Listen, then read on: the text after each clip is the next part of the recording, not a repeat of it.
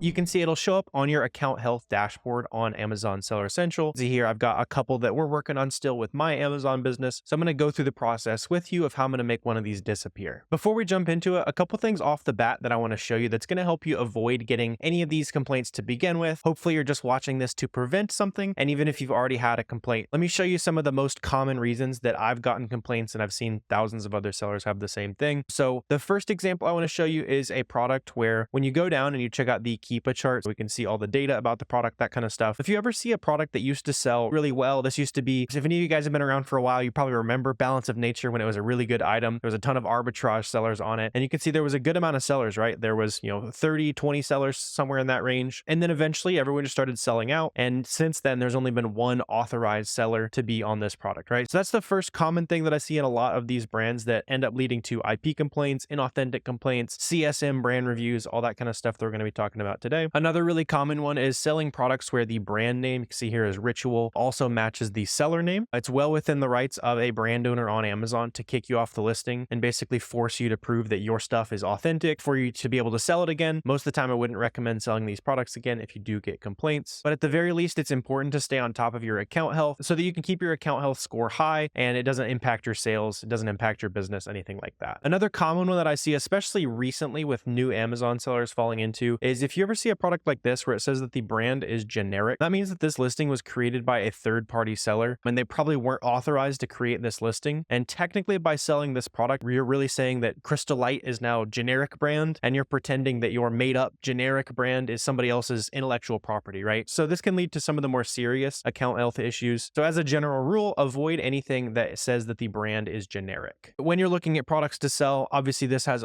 problems for other reasons we already talked about, but you wanted to say the correct brand name right there. And that's going to be the case on the majority of listings, but I would just advise against selling generic branded products. And then if you're ever unsure when you're looking at new products, new brands, if that brand is safe to sell, if it's not safe to sell, generally SellerAmp will tell you on the alerts panel right here if it is an IP complaining brand. There'd be a little badge that says IP. In this case, it's warning us that this product is generic brand. So it's always good to check the alerts panel of SellerAmp before you buy a product. It might know some things about the listing that you don't. And another good free resource to check when it comes to IP, selling new brands, that kind of stuff, is a free website. I always check the SellerAmp alerts and this website here. It's called Seller Journal Greenlight. If I plug in a brand that's like notoriously IP complaining, like Kong, it's going to tell me to avoid at all costs. Bigger fish in the sea, that kind of thing. Well known for taking legal action against unauthorized sellers. So this would be something you'd want to avoid as well. So that should help you prevent the majority of traps you might fall into. But now let's go ahead and move on to the next step of the process, which is actually removing any potential complaints as they come up, right? Not always going to be fortunate enough to catch it on the product research side, but as long as you're buying your products from authorized distributors, big name brand retailers, people that are actually allowed to be selling you authentic products, you should be in the clear. And once again, this is not legal advice. I'm not a professional, anything like that. I'm simply sharing the things that have helped me in my personal Amazon business. So hopefully this can help your account health dashboard go from having a few complaints to none at all. So let's go ahead and start with received IP complaints. And when you open up this dashboard, you're going to see specifically what reason that they're coming after you on this listing for. Basically, as a general rule, unless these products are like killer for me, if I ever actually receive a complaint on these products, I'm generally just going to go ahead and try to appeal it. I don't want it to stay on my account health forever. The goal is to keep your account health score above 200 to prevent any kind of account interference, that kind of stuff. And so as these complaints come in, you're going to have a button right down here that allows you to submit information to appeal these intellectual property complaints. And you can see there's also counterfeit without a test buy. There's a few other reasons that you might also see someone complaining that the product was used, sold as new. All of those more or less have the same process. But let's go ahead and just dive into an example of one of these that's on this list right here. So when I go ahead and try to address this violation, you can see that this is one that I've put my first appeal in on. I just got to basically keep submitting the same information. And by the way, that's the case with a lot of dealing with Amazon when it comes to documentation, ungating, intellectual property complaints. A lot of times it might take a couple submissions, so don't get discouraged if you do get declined on the first try, right? So they told me that they didn't like what I had for whatever reason on this one, but I'm going to show you the right formatting and what specifically you want to upload to get rid of these, right? So let's go ahead and submit our information here. On something like this, you want to say that, hey, I've got evidence that I didn't do anything wrong here. We're buying from legitimate retailers. In this case, they said it was a counterfeit product. So we just have to prove to them that it was not counterfeit. So I'm going to say, hey, I have documents to prove that it's not. Say I'm not a drop shipper. And then right down here, if you have an LOA, so a letter of authorization, if you bought like directly from a wholesaler who bought from the brand directly, they might have an LOA. So it's always good before you start working with a new distributor to ask if they're actually authorized to be selling you this brand. For me, my business is mostly online arbitrage. So I'm usually only going to have an invoice from whatever retailer that I bought it from. So in my case, I'm going to go ahead and select that I have an invoice right there. We want to go ahead and select all of these right here. So basically, when it comes to purchasing products, you want to make sure that you have all of this on your invoicing. For me, it's just going to be usually like an online order confirmation. Usually will also send me an email that says, hey, your order number is this. Here's your tracking number. It's on the way. That way I have the invoice from the big major retail website and I have proof with Amazon that item actually showed up. Those are both important. And if you don't submit the tracking proof, it can really hurt your chances of getting these appeals to work. Another big one for some of you guys who might be using prep centers or anything like that, where you're not shipping directly to you, make sure that you're always using your information as the billing address. That's how I do it. I ship everything to a prep center, but the billing address is always my business address. That way, when I have to go in here and submit any documentation, it says that it's going to match the information on my selling account, right? So down to the company name and the address as that billing information. And in terms of actually pulling these documents together, hopefully you have some kind of spreadsheet like this where you're tracking all the orders as they come in. If not, this is one of these spreadsheets in the free course down below. It's called the Amazon Launchpad. And there's 4 other documents, there's a couple hours of videos in there, basically showing you how to make money on Amazon. So if you want to check out a free course like that, and check out this purchase sheet template. If you don't already have a good way to track your orders, I'll leave that down below. Let's say you got an IP complaint or whatever on one of these ASINs here. All you would do is go into your tracking spreadsheet, search, in this example, it's just ASIN 1, and go ahead and head over here, check out our order numbers, and then we're just going to be able to paste those order numbers in our email. I can't show you a lot of the specific documents and that kind of stuff I'm going to be using just because it'll show products and personal information and that kind of stuff. What I will say is if you have more than one order of a certain ASIN, this free Chrome extension right here is really useful. You can just go into your email, check off all of the emails that relate to that specific ASIN that you're basically trying to create a PDF, trying to create that invoicing document for. And if you use this extension, it basically combines it all into one easy PDF. You can combine it on free websites and that kind of stuff. That's just like one of the things that has saved me a step over the years here. And then once I've gone through my email using these order numbers right here, I've collected all the invoices, and using those invoice numbers, I've also gone ahead and attached on that same PDF any of the tracking information. And so using these order numbers, I'll download all of the order confirmations and invoicing into one PDF down to each specific ASIN. So for this example, when we're looking at an inauthentic complaint, I'm going to have all the invoices from my legit retail website or distributor all combined into one PDF. And then personally, what's been working well for me lately on any documentation requests is attaching a different PDF for each step of the process. So for example, on this, when we go ahead and upload our files, I'll go ahead and have one PDF that's all of the invoices, order confirmations, all that kind of stuff for that specific ASIN. And then in a different PDF, you can combine it with this if you got a lot of nice emails for it. You might also have emails from the brand says, hey, here's your UPS tracking information. And so I'll download all of that UPS information into a different PDF. Some people suggest to combine it all into one. I've personally had success combining each step of the invoicing, shipping process, all that kind of stuff into different steps so that it makes it a little bit easier for that Amazon rep to actually figure out what's going on basically. So for example, on this listing right here, I'm going to take that ASIN, I'm going to compare it to my purchase sheet. I'm going to combine all of the invoices into one PDF. And then I'm also going to combine all of the UPS confirmations that it actually showed up into a different PDF, and I'll submit both of those here. After you submit the information right here, typically it takes no more than 2 or 3 days for them to take a look at it and let you know whether or not that they're going to accept that submission or whether they're going to make you submit more documents. But like I was talking about, if you do end up getting any denials in the process, see if you can provide any other additional information. Sometimes there might be a page on the website that says, hey, we work with this brand to sell on our platform, right? Where it might show a little bit more authenticity for that. But for the most part, if I do get denials, I'm going to attach any new information I can, rename the PDF files, and then upload them so that when Amazon's looking at it, there's as much changed as possible so that it doesn't go to just like an automated review where it immediately gets thrown away and denied, that kind of thing. shipping. And very similar to this process, if you clicked on this video because you have a CSM brand review, you might have had an email that looks like this right here, where it says, hey, important information about XYZ brand listings, right? You're going to get an email from Amazon. This is from a separate team. It's called the CSM brand review team. Sometimes these won't even be specifically linked to any account health violations that you have on Seller Central. A lot of times though, you might have a couple people complain and say, hey, this was used, or hey, I don't think this is real, in a short time span. And then no one's exactly sure how it works internally, but Amazon might send that to the CSM brand review team. And this team's job is to basically make sure that you're sourcing all of the products in a certain brand from authorized distributors, authorized retailers. For example, this is a CSM brand review I had recently back here in August. And down here at the bottom of the email, I'm going to have to blur these ASINs, but they had specifically requested that I provide documentation, all the tracking, all that kind of stuff for 3 different ASINs that were within a certain brand that I had a couple complaints on in a short time period. And these CSM brand reviews are a lot more serious than the IP complaints, inauthentic complaints. Typically, they give you a week to submit your documents, and if they don't accept them within that week, they will disable your ability to sell that entire brand. This is another reason why I just check that email every day and make sure nothing's going wrong with your Amazon business. And in this example, they wanted all of the invoices, receipts, all that kind of stuff issued before whenever they sent me this complaint here. And so the invoicing process is the exact same when I was submitting an authentic complaint, that kind of thing. I did a different PDF file for each step of the process. So when I ordered it, when they confirmed my order, and then when the tracking information actually showed delivered. And it's also important to provide the invoicing that shows every single unit that you've sold on your Amazon account or is in your Amazon account, so that they're not thinking that you bought 10 from a real place and you only submitted that, and then your other 10 units are from Alibaba or something, and they're all fake knockoff products. So make sure you go ahead and submit the invoicing for every single unit of the ASINs that they asked for. And so on these CSM brand reviews, they're going to have you email the CSM brand review team. But usually there'll be a reply to email right here. It's just csmbrandreview@amazon.com. And then I want to give you a quick template for what that email to the CSM brand review team looks like. This is the exact template that I use to be able to beat this CSM complaint and unlock that brand and keep selling tons of products in this brand that I like. So in that email, just attach a quick hello. I've attached all of the information, invoices, proof of delivery for X brand as requested. And then a lot of this is the information that they requested in that email. So I'm going to say, here's my store name, here's my email address. And then for each ASIN that they asked for, I listed out the ASIN, the supplier name, the address, the phone number, and the website of your supplier. If you're buying from an online website like Target, for example, I would just go ahead and use the corporate address for Target and the corporate customer service number. And then below that, I also added the ASIN order confirmation number, and then also type out the ASIN shipping confirmation and delivery confirmation. And usually that's just going to be your FedEx, USPS, or UPS tracking number put right there for them. And just in case when they open up these invoices, any trouble seeing the order numbers or tracking number, it's all spelled out, made super easy for them.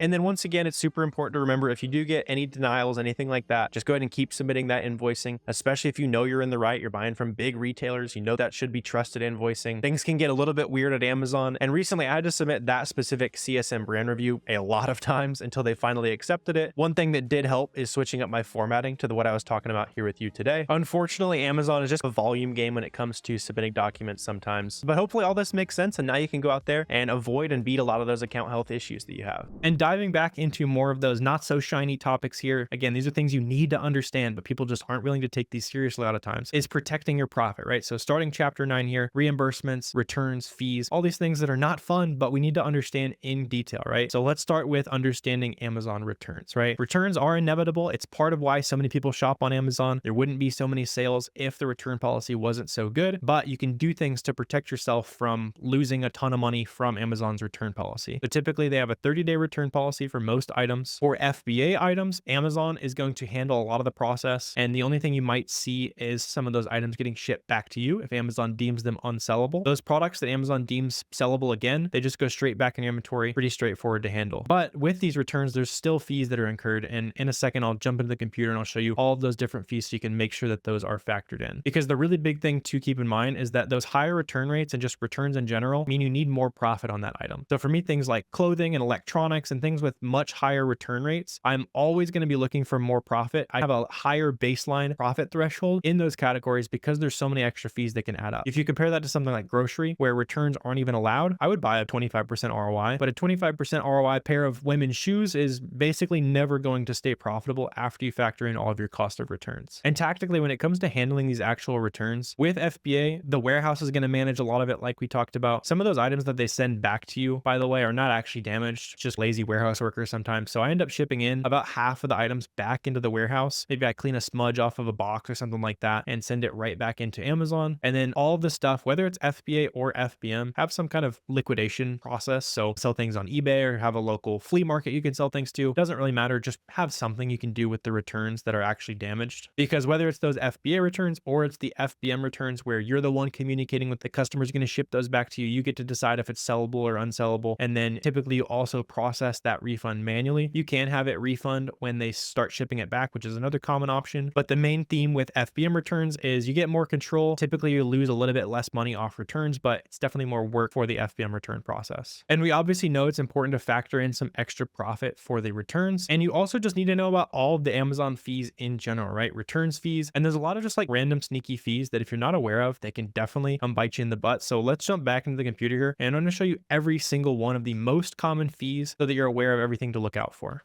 Before you sell any products on Amazon, it is essential that you understand the two primary fees that you'll pay on every listing and all of the small fees that Amazon can really add up if you're not sure what to look for. To have an Amazon seller account, you're going to be on either an individual or a professional plan. And the difference between them is that on the individual plan, you're going to pay $1 per item sold, where on the professional plan, it's just $40 a month. So the obvious break-even equation is that when you start selling 40 items a month or more, this is going to save you a lot of money. Also keep in mind that you cannot use any software with your Amazon business on the individual plan. And it's also typically easier to get ungated to sell big brands on the pro plan and get more of the buy box. Getting more sales tends to be a little bit easier with the pro plan as well. With that in mind, those two most important fees that you're going to pay on every single item are number one, the referral fee. This is the percentage that you pay to Amazon on every item that you sell on Amazon. It can vary by category and sometimes even price. All the different fees that we'll talk about in detail today, you can see full breakdowns on Amazon's website if you want to see item by item. And we're also going to be comparing this based on an example item. So you can see based on real products that you can sell on Amazon, what the fees might actually look like on one of these products here. But the referral fee that we pay to Amazon is basically the price that Amazon charges to have found a customer for us and to offer Amazon's marketplace. A lot of people think that the fees platforms charge can be pretty unreasonable, but in my opinion, it's pretty worth it to pay Amazon anywhere from 8 to about 15% to have found a customer for us and to have done all the marketing, sending billions and billions of dollars worth of advertising dollars into getting people on Amazon. And so after we pay Amazon for the work that they've done finding customers for us, we also need to go ahead and pay the FBA fulfillment fees. So this will only apply if you're doing Amazon FBA. That's what most of you guys will probably want to do, and we'll talk about the alternative to this. But on every item that you sell on Amazon, you can see the specific fee structure and how it changes depending on what type of item it is and how heavy that product is. Instead of looking at a big chart that I know can be a little bit overwhelming, let's jump into that specific example I was already showing you. So this is an example of a brand that a lot of brand new Amazon sellers, you can get auto ungated to sell 32 degrees and lots of other brands that sellers who are on this listing sell. And that's why I like to use it as a quick example of the types of fees that we want to look for on these products, right? So on SellerAmp, this is the fee calculator app that I like to use. This is also how I source all my products. It's one of those essential tools for selling on Amazon. Down here though, you can see on the fee calculator, I can break it down into all of the fees that I'm going to pay on this product, and we'll run through what all of these mean and how all this works. But you can see on this example, I'm paying a 17% referral fee to Amazon to have found that customer. You can see that makes sense with what the Amazon Seller Central says. We're going to pay 17% on clothing items more than $20. So you can see there's lots of different like brackets and that kind of stuff. That's why it's important to just have a fee calculator when you're running your profit here. And then we're also going to end up paying Amazon a little over $6 in order to ship out this product to our customer, handle any customer service. Since it's an FBA order, this is basically the price we pay Amazon to ship it to the customer, handle all the picking and packing at the warehouse, doing customer service, all of that stuff that typically you would have to do as a business owner. We can pay Amazon, in this case, $6.50 for Amazon to take care of all that for us. Those two fees are going to be where the vast majority of your Amazon fees dollars are spent. For my personal Amazon business, and what I usually suggest for new Amazon sellers is that you'll typically pay anywhere from 30 to 35% of your net revenue in all of the Amazon fees that we're going to break down today. And what that means is you typically want to keep your cost of goods around 50% or less in order for you to protect a gross profit margin anywhere from 15 to 20%. And with that in mind, let's talk about some of these other smaller fees that are also super important, right? So the next one is the storage fees that you pay pay Amazon, hopefully you're not going to end up paying basically anything in storage fees. You're going to sell your products the second they hit the warehouse, all that good stuff. If products end up sitting at the warehouse for a while, you can see we're going to end up paying Amazon about 78 cents per cubic foot that sits at the Amazon warehouse. And as products get older and older at the warehouse, you can see after 22 weeks, that price per cubic foot starts to go up because we get extra charges for items that have been at Amazon for too long. However, this storage fee does go up drastically during the peak season of Q4 between October to December when there's tons of holiday shopping going on. Amazon wants to make sure all of their warehouse space is being very well used, so that storage fee does go up to a base rate of $2.40. And you can also see for oversized products, so these are products that are much larger than the average product, you can see that per cubic foot rate is lower. It's $1.40 compared to $2.40, and then for the typical base rate, it's 56 cents compared to 78 cents.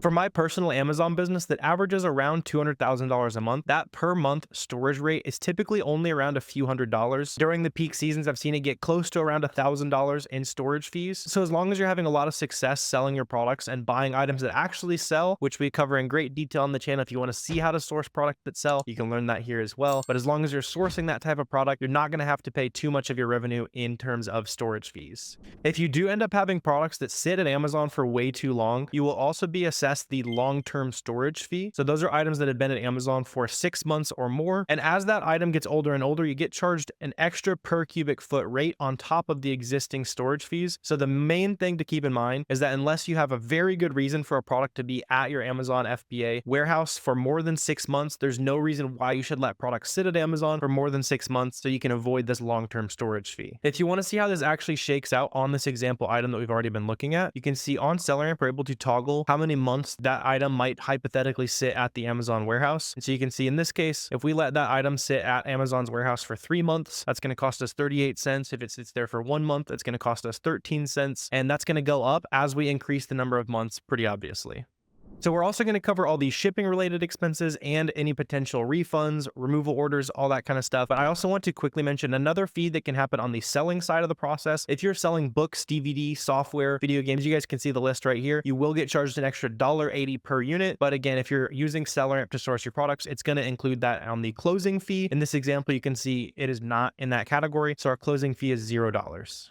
Another type of Amazon fee that can massively add up if you let it is on the shipping side of things. So I want to show you an example of a recent shipment that I created. This is the tool that I use to create shipments and track all my fees that I'm paying. It's called Boxem. And you can see in this example, I made a 100-pound shipment, so a 96-pound shipment, and it ended up costing about $30 in total fees. So that broke down to about $23 in shipping costs. And then for items that you send into Amazon, you might also have to pay placement fees. These are the fees that you pay Amazon in order to choose which warehouse you want to have your products arrive at. And if you want to make these placement fees as low as possible, you can opt your seller account into Amazon optimized shipments. If you want to make your shipments easier and have products ship off to generally closer warehouses and less destinations, you can opt into inventory placement. Both of those are on the back end of Amazon Seller Central. And so this shipment was actually an exceptionally cheap shipment. When it comes to typically calculating shipping costs, you can see my other options for this one was going to cost me $51, or this one down here, my total fees were going to be $76, create a 96-pound shipment. When you're sourcing these products, you can have SellerAmp auto include the shipping that you're going to end up paying to this product. Really important to obviously make sure that you're profitable after everything is all said and done. So in this example, this would cost me about 40 cents to ship to Amazon after you configure this in your SellerAmp settings. I typically pay about 60 cents per pound to ship into Amazon fulfillment centers. Sometimes it's less, sometimes it's more. We also talked about storage fees. If you're sourcing these products during the Q4 months, or you plan to sell it during the Q4 months, you can toggle peak storage fees on in SellerAmp. That way it's going to include those higher storage fees so that again, you actually know what you're going to make at the end of the day.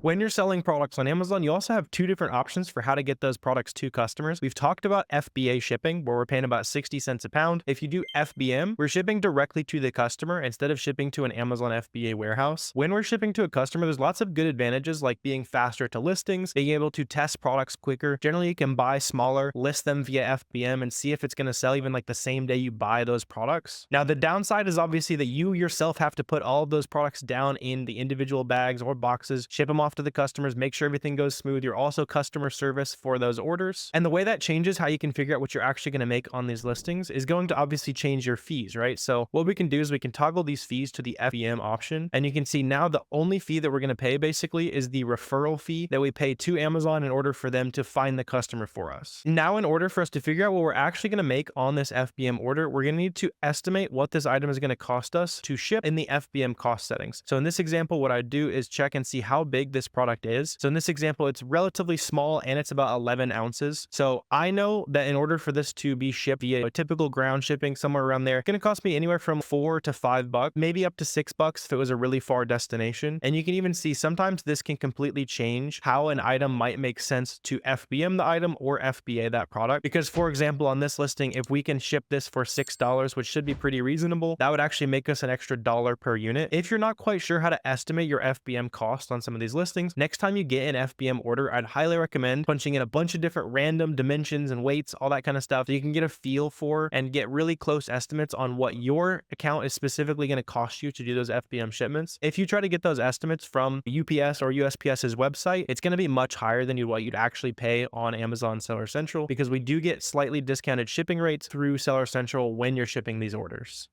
Let's also talk about some of those fees that you don't typically hear other people talking about, but these can really sneak up on you if you're not careful. The first one I want to cover is the low inventory level fee. This is something that I personally thought was going to be a huge detriment to Amazon sellers. Luckily, it didn't end up being very significant. For me and my Amazon business, I paid about $80 in low inventory fees during all of last year on multiple millions of dollars sold. But if you run your Amazon store differently, it can definitely add up, right? So the big thing to remember is if your inventory has less than 28 days worth of supply, according to Amazon's metrics of basically how many units are you selling per day and how many units do you have left in stock. If Amazon says that your historical days of supply, so how many days of supply Amazon thinks you have left, is between any of these metrics right here, so 0 to 14 days is going to cost you the most per unit on a future sale. And then if they think you have 21 to 28 days worth of historical supply, see, it's going to cost you anywhere from 32 to 47 cents per unit. Now, the big caveat to this, and the reason why it hasn't been nearly as detrimental, especially for sellers who sell lots of different products, is that it does not apply to products that have sold less than 20 units in the last 7 days. So especially for most resellers, only your very best products are going to meet that metric. But just do keep in mind, as you're sourcing things that sell really well and you're having a lot of success on it, at all costs, try to stay in stock at least a month at a time on that item, or you will be charged the low inventory level fee. Another fee to be aware of is the refund administration fee. This is the fee that Amazon charges you to authorize and process a refund, basically. That's going to cost you the lesser of $5 or 20% of the original referral fees on that product. So in this example, on the pants that we've been looking at, the original referral fee was around $4.50. Let's just call it $5 for easy math. So in this case, the lesser of $5 or 20% would mean that we'd pay about $1, a little less than $1 for Amazon to process the refund if someone were to refund this pair of pants right here.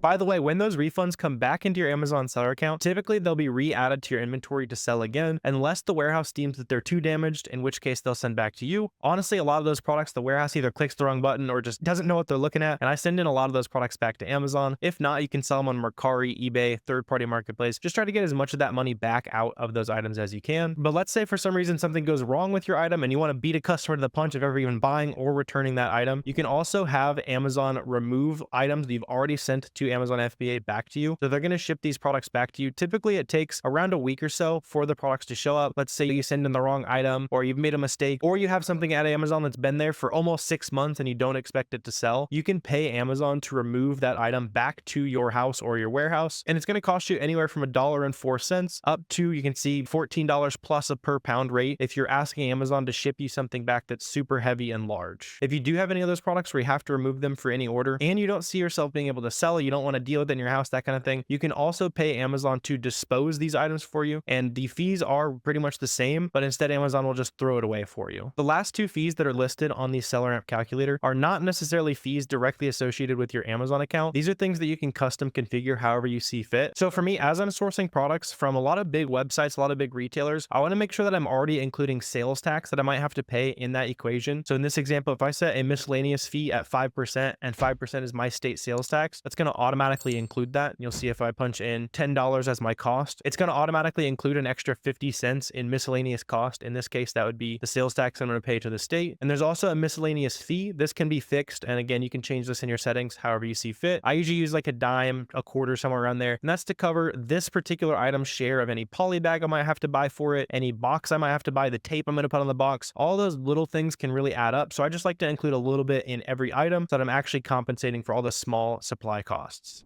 All right, so on top of all those fees that we just talked about, you also need to make sure that when you're on the sourcing end of things, that you're not bleeding money that you're not aware of either, right? Make sure your suppliers are legit. For the most part, I tend to buy the vast majority of my items from big trusted websites like Walgreens, Walmart, Target, Vitacost, things like that. By the way, if you want 100 places that I source all of my inventory, there's a free link down below. I've sold about $4 or $5 million on Amazon at this point, sourcing from the 100 websites that I link down below for you for free, and those are obviously trustworthy places. But if you're looking into a supplier and you're not sure, usually I'll check things like Trustpilot reviews, make sure they have a decent star rating, at least have some ratings. Sometimes you might come across one that has literally no ratings, and pretty good sign that's a scam website there. Make sure that there is, you can also check things like Better Business Bureau reviews. These can be manipulated and bought, so it's just like a kind of another opinion I like to check. Two of the other ones that are like very specific to reselling but very useful are if they take PayPal, it's more than likely not a scam because it's pretty easy to get your money back through their protection policies if you don't get what you ordered, or if they have cashback services linked. So if Rakuten or Top Cashback's gone in there and done the due diligence to say, hey, we want to work with these guys and we're willing to put our logo on this website, it's probably at least validation that there's some kind of trust there, right? So I'm not super worried about items where there is a cashback service link. And then I also added a note here on the bottom. Make sure you're always just tracking what you actually purchased versus what you actually received. I think a lot of us assume that if I buy something from Walmart, they're going to send everything I bought. But you still have to remember that a lot of times these are still being staffed by regular people. They're going to make mistakes, even though they're operating as Walmart. Sometimes they might put 9 items in a box where you ordered 10, right? So always just do your due diligence. Make sure that you're paying attention to what you actually bought versus what you actually received. And then just shoot them an email if they shorted you or if they sent you the wrong thing. This is something I didn't do for way too long in my business. And when I started tracking this all at a great level, I actually realized that we had leaked about $15,000 to $20,000 that I had no idea about, right? So this can be a major problem if you're not paying attention to it from day one. And tactically, in order to track that, it is not hard. On your spreadsheets where you're tracking how much you've bought, just pay attention to the number of items that you bought, compare that to the number of those items that you shipped in on your Boxem inventory dashboard. And if there's a discrepancy there, it should be pretty straightforward for you to go in there and get your refund. On top of the supplier level, there's also some ways that you can lose money through Amazon directly. So Amazon can lose inventory in transit. They can damage things in the warehouse. They can lose items at the warehouse already. There can be issues with returns, and then they can send you the wrong items or just send you no items if you're requesting some of those items back from the warehouse. Some of those things are a lot more common than others. The most common and most costly of these is going to be lost in FC and lost in transit. This is where you'll just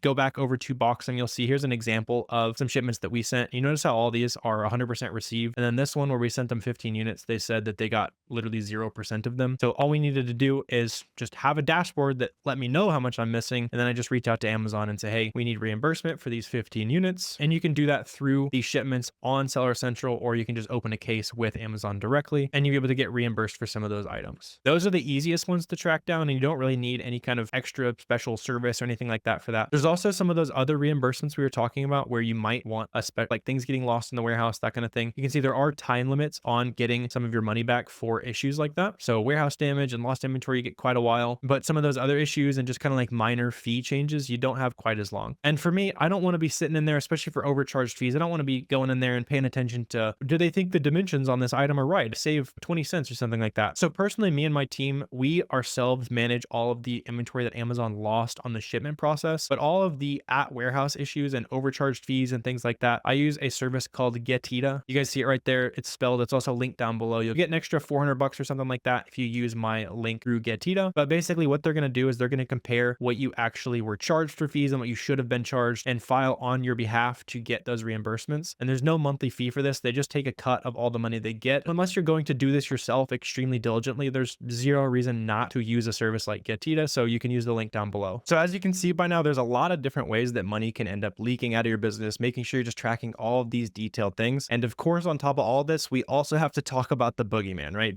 Paying your taxes. I know it's not a fun topic at all, but we need to make sure we're doing everything correctly. And for that, I don't want to pretend to be an expert when it comes to the world of taxes. So I actually sat down with my friend Chris Potter, who owns Tall Oak Advisors. He's an actual qualified tax expert, and I asked him a ton of the questions that I had when it comes to starting my business. And you're naturally going to end up needing to know the answers to all these questions as well. Basically everything from what are the basic things I need to be tracking to how do I treat sales tax and gift cards and cashback, all the nitty gritty. Let's get into the interview. For that Amazon seller that's just getting started, should they get the LLC? Should they get the S corporation? What's that kind of basic tax setup that a new business owner should think about? When you're a new business owner, you should definitely stay away from doing an S corp just starting out. You certainly should start out either as a sole proprietor, which you do automatically. If you do literally nothing, you are a sole proprietor. Then the question lies is, do you move over to an LLC? This is a tax question, because whether you're a sole proprietor or an LLC, it makes zero difference for tax purposes. You should stay away from an S corp. Is that when you move over to an S corp, you start paying yourself a salary. And when you're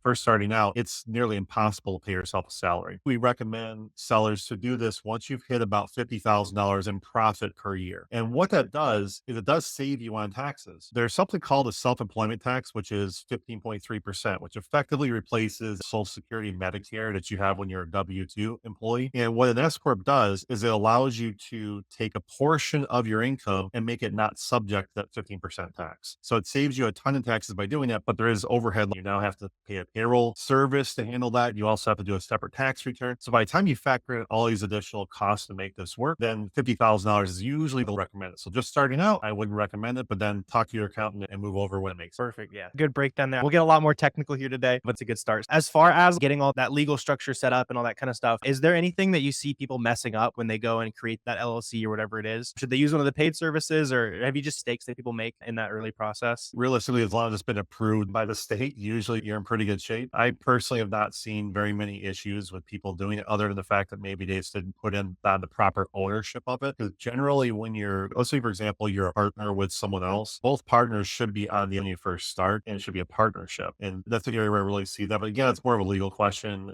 And realistically, I don't really see any issues on that end, because from a tax perspective, usually we're just seeing whether they are an LLC or whether they are an S corp. That's not something we necessarily have a whole lot of insight on, but just from experience from being in the industry for 20 something years and knowing how other sellers do, realistically, you can do it yourself. From a bookkeeping perspective, what should a seller start keeping track of? What's the important information that they should track month to month? And what's somebody like you going to want to see when they got to do their taxes? The key here is that you should have tracked all your stuff, effectively all your expenses. What we typically see with a lot of sellers is they will start in a couple different camps. One of them, they track nothing. And if you're in a situation like that, then at the end of the year, you're likely going to have to go to your bank statements and go to your credit card statements, export all your stuff, and then categorize stuff. It's just going to take some time to do. So I would recommend this throughout the year. If you're not actually using bookkeeping software like Books or Xero, then track it in Excel, or you can even track it in something like Inventory Lab, Seller Board, Box, those sort of tools. But the key thing is that all of those tools are not accounting tools. So even if you do use those tools, you still need to have something separate that tracks how you're categorizing your expenses. So that's realistically the biggest thing, is just have some sort of tracking mechanism to know where you spent your money. And worst case scenario, if you have that done throughout the year, just make sure you have access to all your bank account statements and your credit card statements, which if you use the same bank the whole year, it shouldn't be very difficult to pull those down. It's when you start switching banks in the middle of the year where you don't have access to your old bank. I'll give you guys a good pro tip to add to that as well. Something I like to do is I'll use different credit cards for different things. So one of my credit cards is all my software, the boxes I buy, all that kind of stuff. And then another credit card's all my inventory. So I'm not confusing, oh, was this Walmart charge boxes or tape, or was this inventory? The other side benefit of doing that is it also gives you an idea of what your spending is in each category without even having to look at your books. So if you're giving yourself a soft limit as far as how much inventory you want to buy, then if you're putting it on a separate credit card, you can say, once I hit my limit card, I'm not spending it anymore.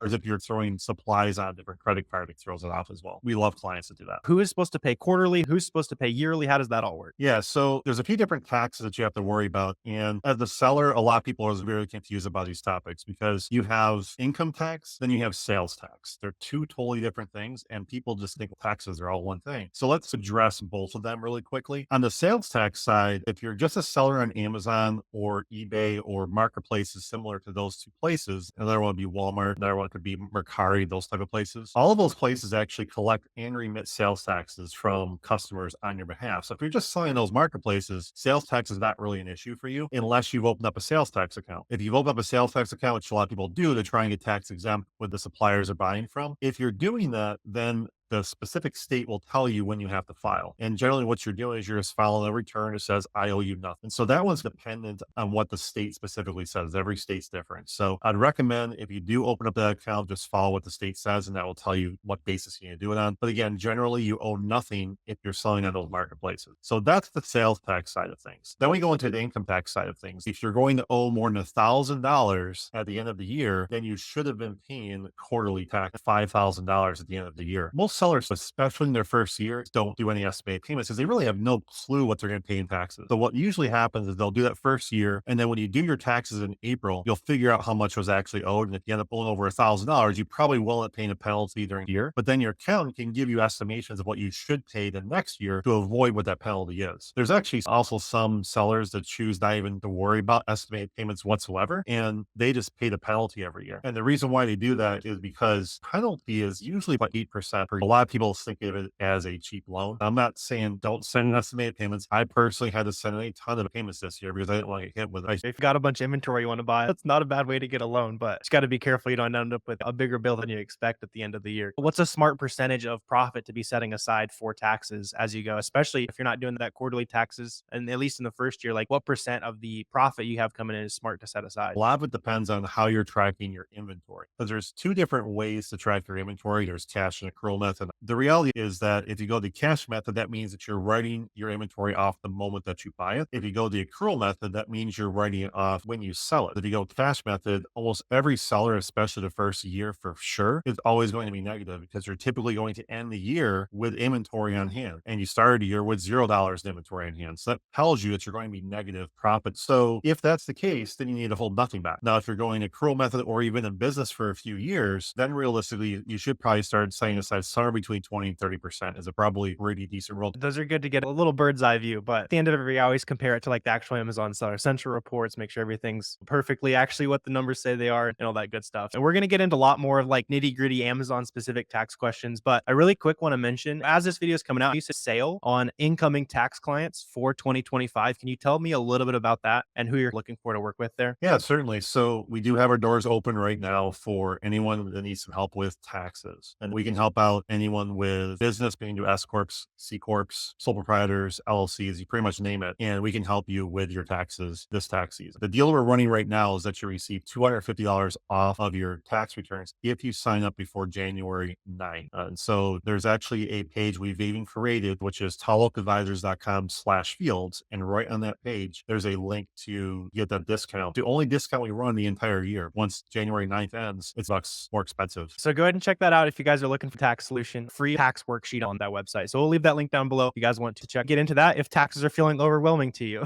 because they definitely become a big headache as you scale. Smart just to let a pro handle a lot of that stuff for you. That brings me to another good question I want to talk about though. When someone is coming to you or any accountant that they're working with on Amazon, what specific documents should they have if they're watching it right now? Like, all right, am I ready for tax season? What are those documents they need? Yeah. So one of the cool things on our website is we do have a checklist of things that you should have prepared for your tax accountant. Number one is you should have your settlement statements from any selling platforms you sold on. If you sold on Amazon, settlement reports that you can download that show what your income was. Number two, if you received a 1099 from the platform itself, then you would need those as well. A 1099K is just something that the platform gives you if you sold over $5,000 in sales. And the expenses you would typically pull those from your credit statements. It would not pass an IRS audit whatsoever. So you need to have the document trail, which is the reason why when you mentioned earlier, we have that business tax worksheet. The business tax worksheet is designed to have you pull all the data from your credit card statements and bank statements, put into a spreadsheet so that way you have a documented trail of how you came up with the expense numbers. So those are the basic things you generally need to have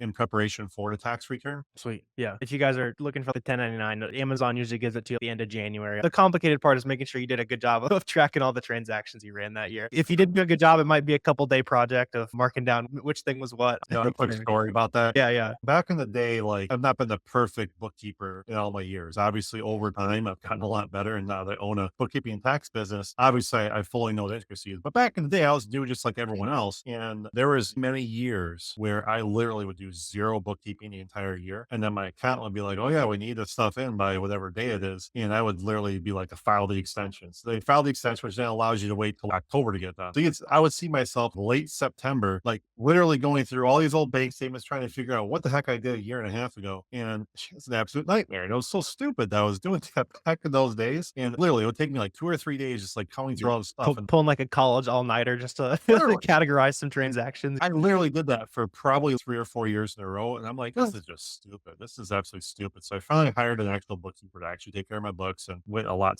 smoother after that. But Of course, yeah. even someone who's been around in business for 20 something years have stories about days where they did that stupid stuff. Right. Yeah, that's funny. No one wants to deal with it. So that can be what happens as an entrepreneur. Sweet. So I have another topic I want to hit with you in terms of leakage. A lot of us are buying inventory and maybe the supplier shorts us a little bit or Amazon loses it, that kind of thing. How does it work when it comes to writing off inventory that maybe you have sitting around or you like went lost through the process? Like how should you treat that on the books? Yeah, so it boils back to what is your method of tracking for your inventory? If you're doing cash basis, it doesn't matter. It's already been written off. Now, if you're using a accrual method, then you do have to track in some fashion. You need to have some sort of documentation showing that you've done this. Do you have a log of everything you are throwing away and then pictures showing you doing it in case you ever got audited? Another option is to just bundle it up into something you sell to someone. And at that point, it just gets lumped into your cost of sold. Maybe, let's say you have 50 items that's just all these crap returns, which happens to everyone. Then you can just throw it on eBay for $10 or so on Facebook Marketplace for $10. Whole box, take it all. Make sure you have a documentation picture of what you're selling. And that way, when you get ready to write it off, you have any documentation that you need. You easily have a proof of all that. I also remember seeing some of the stuff you were writing in terms of donation, maybe not being the best way to take some of the write-off or that old inventory. Can you talk a little bit about that as well? Yeah, the challenge, donating things is good. It's a good thing to donate, but if you're going to donate, don't think you're going to get these massive tax write-offs unless you have so much stuff to write off. The reason being is when you donate something from an LLC or a sole proprietor or an S corp, which is the majority of people listening to this, what's happening is that you're actually donating that personally. You are not donating that as a company. And so when you're doing that, now that donation becomes just a standard deduction against your personal return. Problem is that charitable donations are also lumped in with any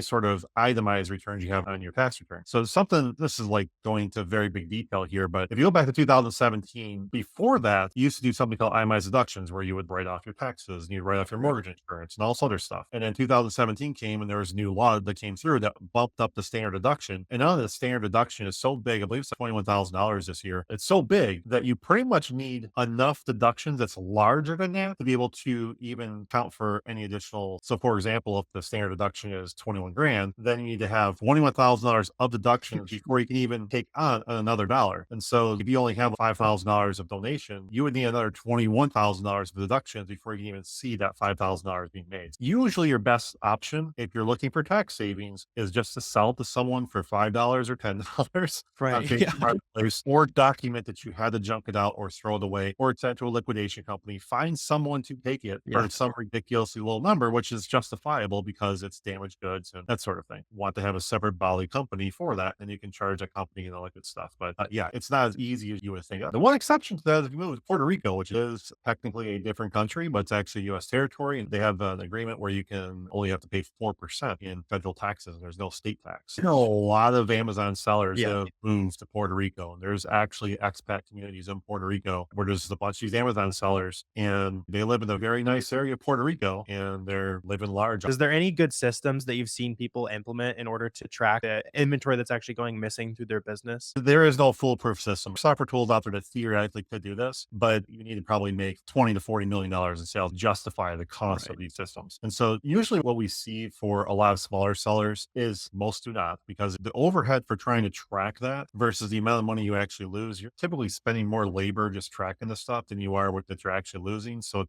ends up being a wash at best in most cases. Realistically, most people don't track it. Pretty much what they're doing is they're saying, all right, what's my inventory at the beginning of the year? How much should I actually buy? What's my inventory at the end of the year? How much should I actually sell? Do all the math. And when there's a difference of stuff that's left over, that's what's missing. If you're using services like at IDA, Refund Manager, those sort of places to grab a lot of that back, realistically, you're probably getting most of the money back that you probably would be losing anyways. So there's no great system other than just trying to backtrack the losses. For those of you guys, if you've never looked into how much inventory might be going missing from suppliers, you'll track down a lot of missing profit there. We have some larger sellers that literally have a full-time VA do nothing but track product. Another question I wanted to chat with you about, I know you said it's a whole can of worms here on cash versus accrual. The main downside of the cash system that last year you're in business is you're going to get a massive tax bill, because it sounds, when people are probably hearing this, cash sounds a lot easier. Everybody's accountant saying to just take the easy road there, because there's got to be something at the end of the road. Yeah, so that's obviously the biggest one. When you cash cash basis, you're pushing the ball down the road. You're effectively taking income that could have been taxed at a lower rate, pushing into a future year. And then if that 1 year where you end up going out of business or selling it and you have a ton of income off of it, you may have 37% tax rates on something that you could have paid 10% tax. Number two is it makes you look unprofitable. You're typically going to either grow from investors or bank loans, and both are going to need financials that show profitability. Otherwise, they're not going to loan to you or Right. not invest in your business. And so that's the other challenge, is that when you go into cash method, it effectively eliminates all the back end work that you can do. There are some benefits that you really have to think about your specific situation. Does it make sense for you? Because what makes sense for you might be totally different than the person down the road. So another good question for guys and gals who are getting so they're starting to make money, or people ask me all the time, like, how much should I pay myself? Like, how do I even pay myself? So for that seller, they're starting to make money. They've probably got the LLC. Somebody who's watching this,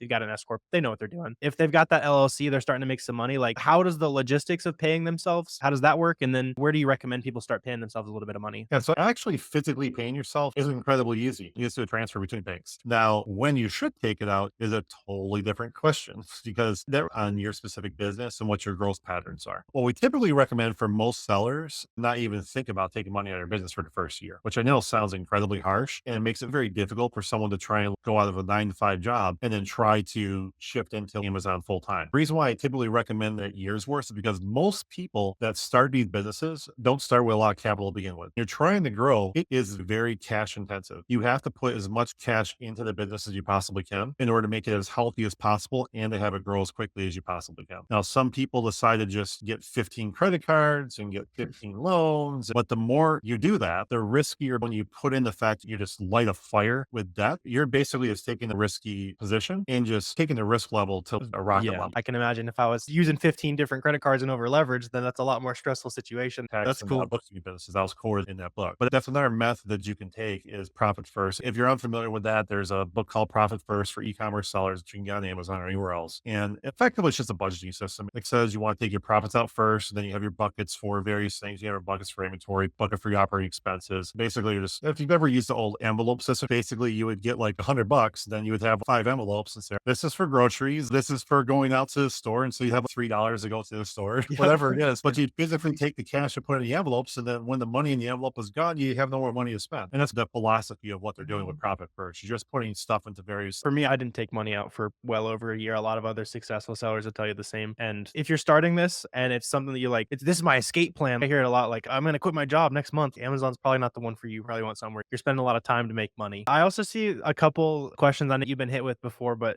specifically to Amazon, as far as margin boosting things. Like, number one is discounted gift cards, right? So how would you recommend people do their accounting for discounted gift cards? All right. So the discounted gift cards, if you're using, which this is a majority of the people probably listening to this, are probably using some sort of a profit tool, which for this example, we're talking about the tools like SellerBoard, Boxem, or Profit Cyclops, Inventory Lab, all these other tools they have out there. Typically using one of those. And so what you want to do is you want to track what the buy cost is in each of these tools. And my recommendation typically is to take whatever the discounted rate is and put that in as your cost of goods sold. From a specific seller standpoint, my recommendation would be to track it, what the discounted rate is based on whatever the discount was you got for that specific supplier. And so you do have to do some math, because sometimes you're buying a gift card. Let's say you buy $100 gift card and you spend $120. Then you say, okay, my $100 gift card only cost me $80. So my total for this was actually $80. And then the other one I know you get asked about all the time is, how do you treat cash back as far as taxes go? Yeah. So this one has a lot of gray area based on who you ask and what the accountant seems to believe. When you're buying stuff to resell, you should be logging your cost of goods sold as $90, not $100, because it is a rebate against the item. And so inherently, because it lowers your cost of goods sold, makes you more profitable, which means you should be paying taxes on it. If it's in the business, it absolutely should be taxable. It should be taxable income because it is money that came back. The reality is we see a lot of sellers don't heed that warning at all. They just throw it into their personal checking account and it just poof disappears. And I'm not telling you to do that whatsoever, but that's what some sellers do. And you can understand the reason why they would do that, because the IRS doesn't even know you even got the money to begin with, unless they somehow audited you and they started like digging into your bank account to see where you got the money. IRS doesn't even know you even got the money in the first place, which is the reason why you see that no one really does anything about it. So when you think about it from a tax perspective, if you're an accountant and you're saying, all right, there's no ramifications for doing this, everything is taxable. Every income is taxable unless there is a specific exception in the tax code that says it's not. That's how they get people for tax evasion. That's how they get like Al Capone and all that kind of stuff. Yeah. Exactly. That's how they get you, because everything is taxable unless there's there's an exclusion. There is not a specific that says when you buy stuff on a credit card for your business. So I really appreciate you spending this much time here. For that guy or gal, they're trying to get that last minute tax prep, all that kind of stuff taken care of. Can you let us know what you can help people out with and remind us what that deal is you got going on right now? Yeah, I'll give you a few tips like year-end type things that you can do because this is going to be released slightly before January 1st. So the key thing that you'll want to do before January 1st is if you are in cash basis, try and buy as much inventory as you can because it just wipes out as much income as you have. So take a look at that. If you have things you can prepay, then you should be prepaying for anything right now that you can do into the next year. So if you have a course that you want to buy, or if you have something you want to buy an annual license of, do it right now before December 31st because it can become a write-off for this year, even though you're getting the services next year. If you want to do any of that, feel free to go to tallooakadvisors.com/.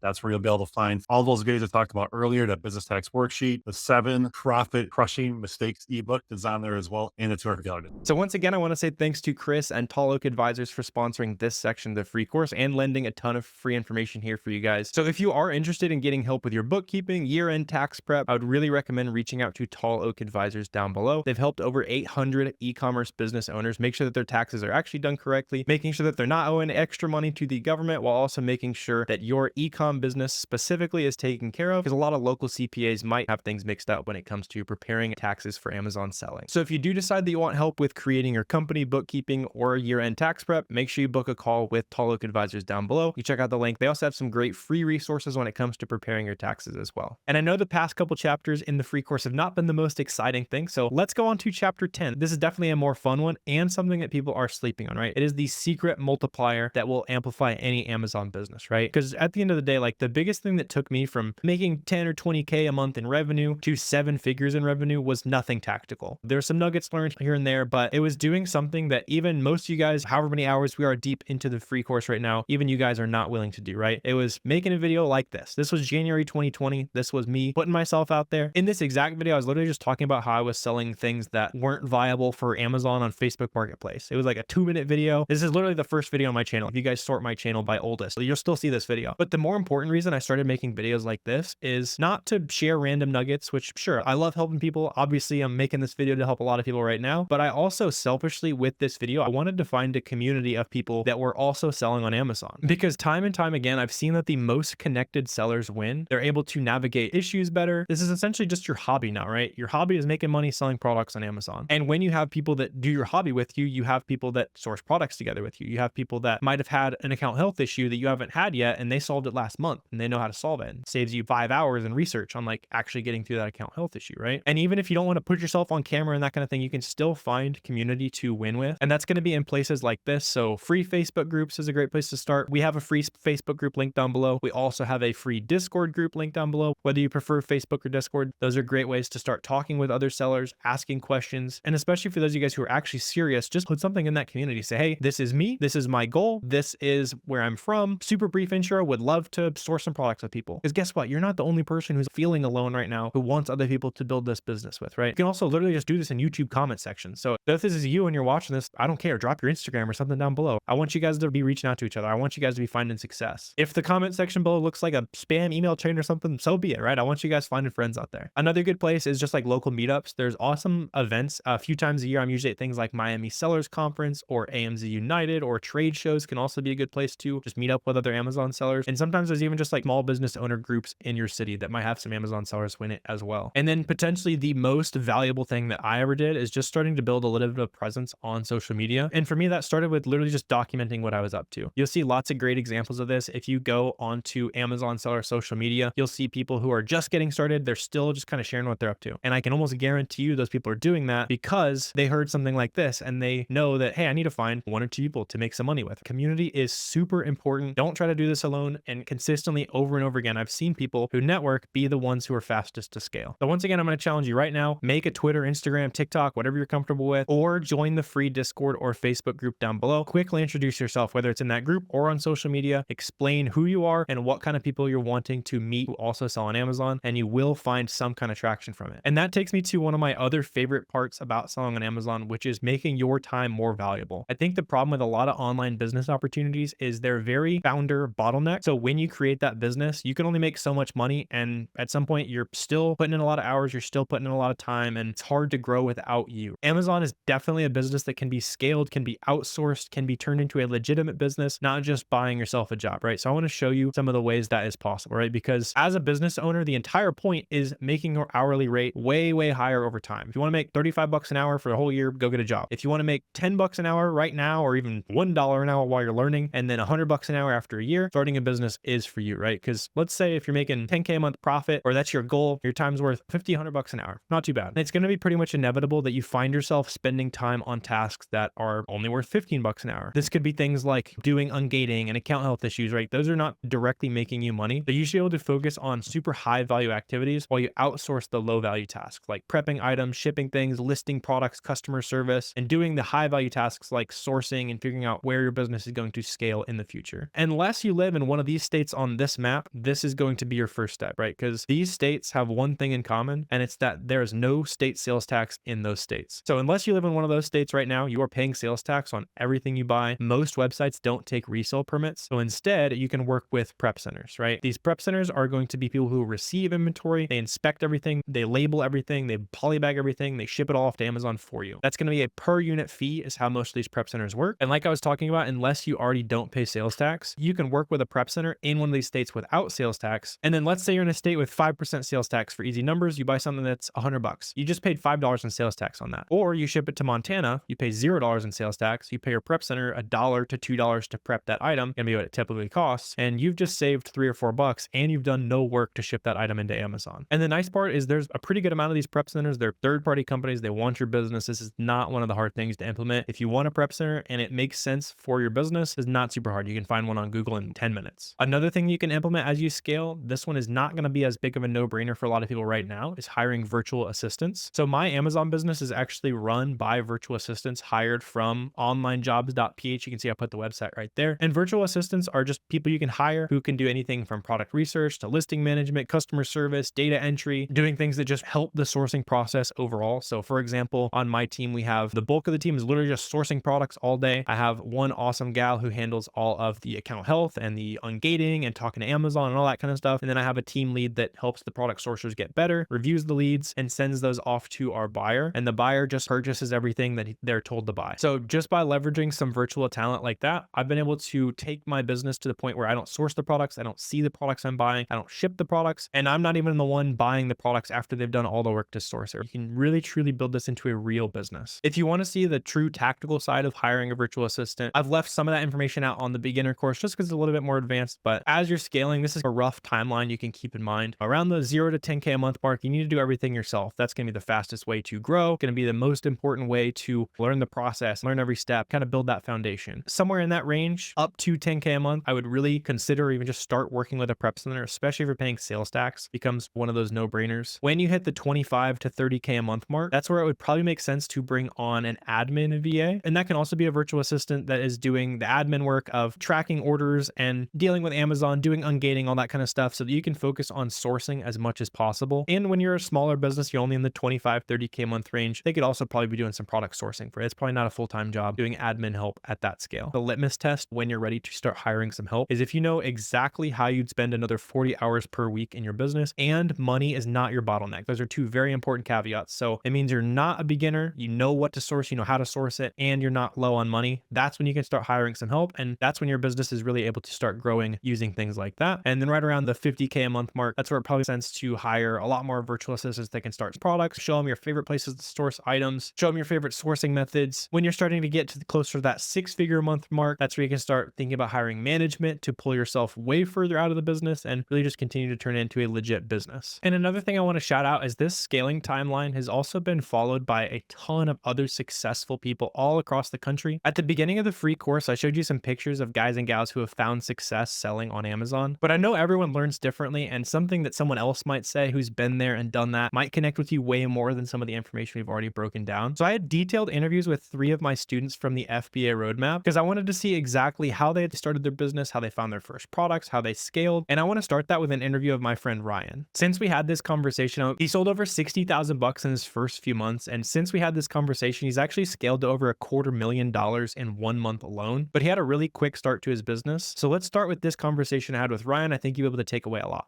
To start, I have an interesting origin story. So I started out as an intern with Walmart this past summer. So I was working in their corporate office in Arkansas all summer, and that's when I got introduced to Walmart Marketplace. Never have even heard of it. So after digging into it and hearing about it for a few weeks, I uncovered that it's like a main competitor to Amazon FBA. And after diving into that, I had no idea that Amazon even had third-party sellers. Like, that just didn't even hit with me. I just thought it was all Amazon. So I started looking into it, and I was like, this might be actually a profitable business model. So throughout the summer, kept exploring it. August, continued to exploring it, watching YouTube videos, just consuming content. And then September, I decided to make the jump into it and try it out. So jumped into it, made my first sale on September 25th. So it was a pretty quick start. I did $1,000 in my first week. That's when I knew I might have something here. Yeah, so you get hooked. It's like, all right, wait, this isn't just something people are talking about online. That's fun. Yeah. Yeah, I'd list the product. I got lucky with one of my first products being like a winner. I sold out in a couple of days, bought 15 more units. Those sold out in a few more days. And I was like, this might be it. So that kind of got me hooked. And then fast forwarding like another month or a few more weeks into October, Halloween costumes were crazy for me. It was the point where you would place a pickup order. By the time you picked them up, you'd go into the store, buy even more off the shelves. By the time you're out to your car, everything I've already sold. Crazy fast moving. It definitely hooked me from there. Yeah, those pickup orders are good. You're already dropping some gems. Like, place those pickup orders on stuff that, is super limited time opportunities. You're talking like Halloween, Valentine's Day is coming up. That'll be a good opportunity for that kind of stuff as well. But pickup orders were clutch, where you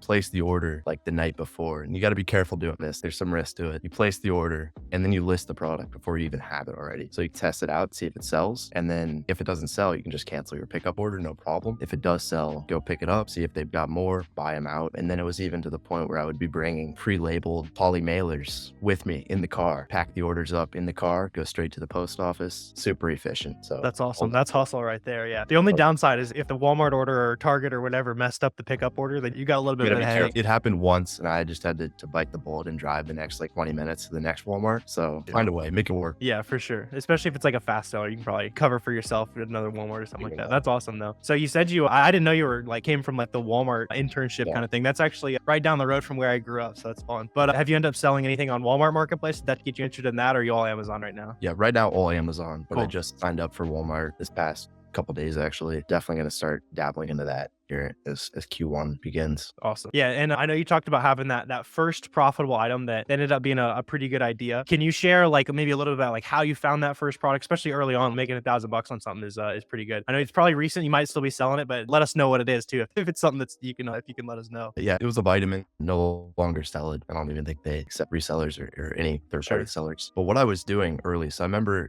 I mentioned that I started just consuming content throughout August and early September before I actually really even made my Seller Central account. So what I was doing was I was sourcing and just pretending that everything was ungated. So I would just storefront stock. So I remember I just typed in Nike socks. I would just go on there and just look through any sellers on SellerAmp that had 25 and 100 reviews, click through their listings, and then just start looking through all their products, pretending was able to sell it. Because a lot of new sellers get hung up on the ungatings. So this just eliminated that and just practiced just how to source. So while I was doing that, I remember one of the products I found were these like softball cleats. Looked them up, found them on Dick's Sporting Goods for, I think it was like a crazy 50% ROI or something, which at the time I was like, this is crazy. And then just used those same methods on just various products and eventually stumbled upon this one vitamin that I was able to sell and ungate. And it ended up being an auto ungate too. So I really think new sellers get hung up on ungating stuff when it's really not a huge deal. Focus on what you can sell. And like I did, just practice sourcing. That's going to be the meat and potatoes of this, finding products. And storefront stalking was definitely the main method. Warner talks about it all the time. It's got to be your go-to. Yeah, I'm sure I sound like a broken record on it sometimes, but like basically all these interviews that I do, I did some storefront stalking, found some items, and I like how you're talking about just even before you had the seller account, just getting that sourcing practice in, because like you've clearly proven, like getting that proof of concept as soon as possible, getting those items sold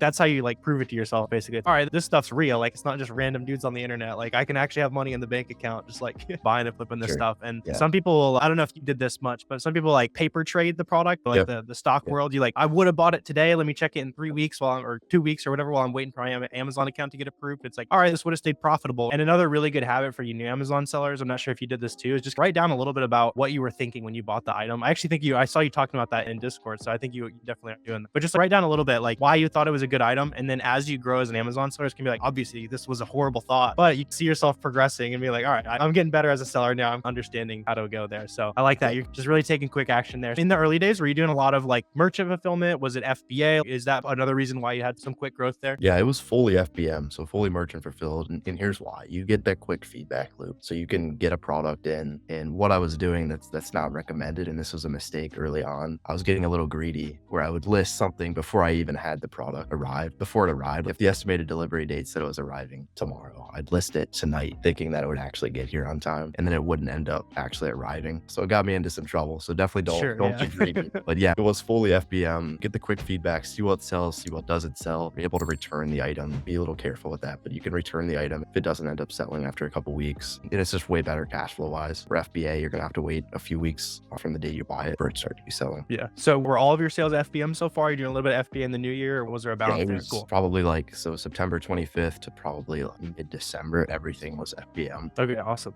Just recently started making some FBA sales. Nice. Yeah. That probably feels pretty fun now. It's like, all right, I'm making some money. I'm not throwing it all in bags myself. And 100%. yeah, I honestly, I like what you've been talking about. So far, you mentioned two different things where it's maybe I was a little bit too risky here, or a little bit overzealous, but I see that really often with the Amazon seller that is way overly cautious. I'm not going to buy very much. I'm going to wait until the last minute. I'm going to make sure everything's perfect. And then on the flip side, I'm just going to throw stuff at the wall. So would you say that trade-off has been worth it? Like you end up with some headaches, you end up with maybe some late nights working hard to like cover for yourself. Would you say that's been a net gain over taking a more cautious approach? Yeah, I think you've got to take those risks and be comfortable being uncomfortable. If you didn't take those risks, who knows if I would be here at the point I am now. So you definitely have to be willing to stretch it a little and just see what you can get out of it. Absolutely. Yeah. As far as making money this year, are you a college student? You have a job? Is Amazon your full-time gig? Like how are you balancing time with everything you got going on? Yeah, for sure. I'm full-time college student, so it's my last semester, finance and accounting, double major. So it's a full workload, but it's been awesome. It was awesome last semester, super busy. And then I'll be graduating in May, plans to do it full-time in May along with some other kind of things I do on the side as well, and hopefully to tap into Walmart as well. Nice. Yeah. That's the exact same thing I did. Finish business school route to realize you can make more money flipping some random junk online. Yeah. Yeah. Even at the end of the day, even if you the same amount of money or a little less, to me, that's always worth it for that extra. Own your own schedule. You Yeah. got Yeah. total free in your time, location, flexibility. Where I was on vacation during the holidays, and I was doing FBM through the prep center. So everything was like fully automated. Oh, nice. Yeah. I'll just wake up, send out my FBM labels to the prep center, never seeing the products. It was super nice. Not ever seeing the inventory or being tied down to a location. Definitely that's the future of this. Yeah, that's awesome. Yeah, prep center, if you guys are like brand new, just basically ship everything to the prep center. They ship it out to customers, or usually they ship it to Amazon. So that's pretty cool. You're able to find a prep center that does Amazon FBM. So did you have to reach out to a bunch? How did you end up landing that connection? Yeah, I reached out to probably 4 or 5. Cool. Had those kind of ongoing conversations. Wanted to make sure it was a good fit. A lot of prep centers have order or unit requirements, so they require you to do maybe 500 units a month. Some are lower. Mine was willing to let me in early on. They saw the growth the trajectory I was on, and were willing to grow with me, which was great. There are some upsides that a lot of them are tax-free. You should choose one in a tax-free state. When you're buying the units, products, they're not going to have sales tax. So the price you pay for them to prep your unit, a lot of times, or maybe a good portion of it, is offset by the tax savings there. Definitely huge. Downside is definitely a little bit more inefficient. You have to wait a few days sometimes for them to process your inventory. You also hands-free, which can be good, but also you're not right in the weeds and counting your inventory. If something's missing, it can be more of a headache to track down. But yeah, prep center has been huge. Definitely continuing to utilize that moving forward. Yeah, that's awesome. Yeah, it can be kind of tricky for some people to find that FBM prep center. So if you guys are looking for one, clearly it's out there. That's awesome. Yeah. So as far as you mentioned, you're double majoring, obviously got a really busy life. I hear it pretty often. I'm too busy to do on Amazon, or especially I'm too busy to do FBM. I've got a job or something like that. Like, how are you balancing the time there? Is there any kind of time structure or anything tactically that you've done to make sure you got enough time for everything? Yeah. So what I kind of practice is forward thinking, backwards planning type of model where, so say example, today I have an exam in a winter class I'm taking. I knew I was going to have it, been scheduled. So I've put a lot of time into Amazon the past couple of days, anticipating that I won't be able to put a lot of time sourcing or anything today. I want to make sure I'm studying today to get as great as I can in that class. So really backwards planning it out, making sure you know what you have later on in the week so you can best prepare. Then also I move the time I get up about 30 minutes to an hour. And what I would use in that hour I would do whatever's the highest ROI item for the day. Yeah. Whether that's sourcing, whether that's placing orders, a lot of time it's one of those two. Or if I need to hit up customer service for a refund, whatever it is, whatever's the most important thing on the day, on the agenda for the day, do that first, right? So it's out of the way. Then you can get on to these other more back burner tasks, schoolwork that you don't really need to be thinking, a lot of that stuff. And then I need to stop sourcing during class. That was something that got a little out of hand there in Q4. Hey, during Q4, it's acceptable. I think I definitely had some classes where I look up and I'm like, wait, that was 15 50 minutes. I heard nothing, and I did spend a couple $1,000, but I heard nothing of what just happened there. That's funny. The people around you are thinking when you're buying 50 units of blood. Yeah, I remember getting a weird look or two where I'm like opening up an Amazon page and there's this rocket science looking panel on there where there's graphs and like, what is this guy up to? Yeah, that's awesome. So have you had any like kind of funny conversations or anything like that with friends or classmates or anything like that about Amazon? I had a professor who was like walking around during one of my classes and he like saw my computer screen. He's like, what are you doing? I was like, oh, it's just something I do on the side. He's like, you got a little business, don't you? Like, he just didn't believe me. Maybe he'll That's believe crazy. me now. You got professors putting you down out here. That's wild. I know. Meanwhile, you probably have a business professor that hasn't done any real business in a decade. I'm not the school hater type, but that always cracked me up about like business school professors. I'm 18 and I have more business experience than you. What is happening here? Yes. As you're getting started as well, was there a certain like light bulb moment you had where it's like, oh crap, like this Amazon thing, it can be like a significant income? Was it that first item or did it happen later down the line? Yeah, I would say probably the costumes where they were just moving so quick. And I realized like these are moving so quick. There's got to be other items that have this type of velocity that you can get at scale. And then also when I first got the prep center, I started to realize if I'm not having to deal with the inventory and I can better allocate my time, then I think I can really start to grow this. Yeah. So that's why I jumped on a prep center a little early. And also I'm in a college house with a couple of roommates, boxes stacked to the ceiling like I did in September and October. So that was funny. But yeah, definitely the costume, seeing the velocity. Once you get that winning product, you'll get hooked to the moon from there. The roommates are probably cool with it for a little bit, but it might get old after a year or two. Man, Ryan's filling up our house with crap. What is all this stuff? Yeah, we'd have to come over and I got to explain why I have all these boxes sitting in the corner of the living room. Yeah, I definitely had some piles of like textbooks and stuff in my early college days. People are like, what is happening here? Yeah, there's some funny college stories there for sure. A lot of people look at you like an alien and we're all like trying to hunt for a 9 to 5 and that kind of thing. A little bit more of a broad question, but obviously you've had a great fast start here. I'm excited to see how 2025 goes for you. But so far, why do you think you've been able to succeed, hit numbers that a lot of people like don't really think is possible in the early days where some other people fail? Yeah, I think staying consistent for one. If you're consistently showing up every day, spending that time sourcing, getting those reps, I mean, that's how you learn anything, especially this game with sourcing, reading Keepa charts. Once you get those trends down, you're seeing the sellers decline, you're seeing the price go up or stable, whatever it is, you start to read those. That's when you can really succeed and compound these wins. So I would say a lot of the products I found in October, November, December, I'm still selling a lot of them today. When you start stacking all of these winning products and keep adding more to the pile, that's when they really compound. And you do that by staying consistent. And then secondly, putting yourself out there, finding other like-minded sellers, 100% got to do it. You're putting yourself at a disadvantage by not, and it's completely free. Make a Twitter account, make an IG, and just start documenting. Just say, hey, solid sourcing session. Here's what I found. Even if you don't talk to anybody, you're not working with anybody, you got to put yourself out there and meet these new sellers. And a big part of it too is that it's going to make your mistakes a whole lot less expensive. So you can have other people test buy as well. So, hey, you can tell your buddies, hey, this product didn't sell at all. Definitely don't buy this. Or contrarily, this product moved immediately. Hop on, go find as many as you can. I think a lot of new sellers are maybe a little hesitant to do this because they don't want to share leads. You're always told to not share that type of stuff because you want to put yourself first. You're being a little selfish, but that's the nature of it. There's so many winning products that everyone can win. And you're always, not everyone's going to have the capital available to go out and place the orders. Or a lot of times that I've noticed with my group is some products regionally will only be available in Walmarts or wherever you're buying it from in certain regions that in the groups all spread around. Really, we all can win. And if you stay consistent and you're putting yourself in a group of like-minded sellers, it's pretty hard not to succeed. Yeah, absolutely. That was like the biggest thing that took me from like $20,000-$30,000 months to 6 figures, like 6 months or so after I started meeting people like Miles and lots of other guys you can probably see out on social media. We were all getting started taking it seriously like 4-ish years ago. And yeah, it's cool to see that the same things are still working to basically blow up Amazon stores. Yeah. And for anybody who's watching that's selling a little bit on Amazon, drop a little shameless plug as well. Ryan's got a great Twitter account, Cooking Cash Flow. We'll drop the link down below if you guys want to follow. I'm sure I'd love to chat with you guys. Sure. DMs are open. I'm always happy to talk, share some wisdom. And I'm still new too. Maybe you can teach me something. So. Yeah, absolutely.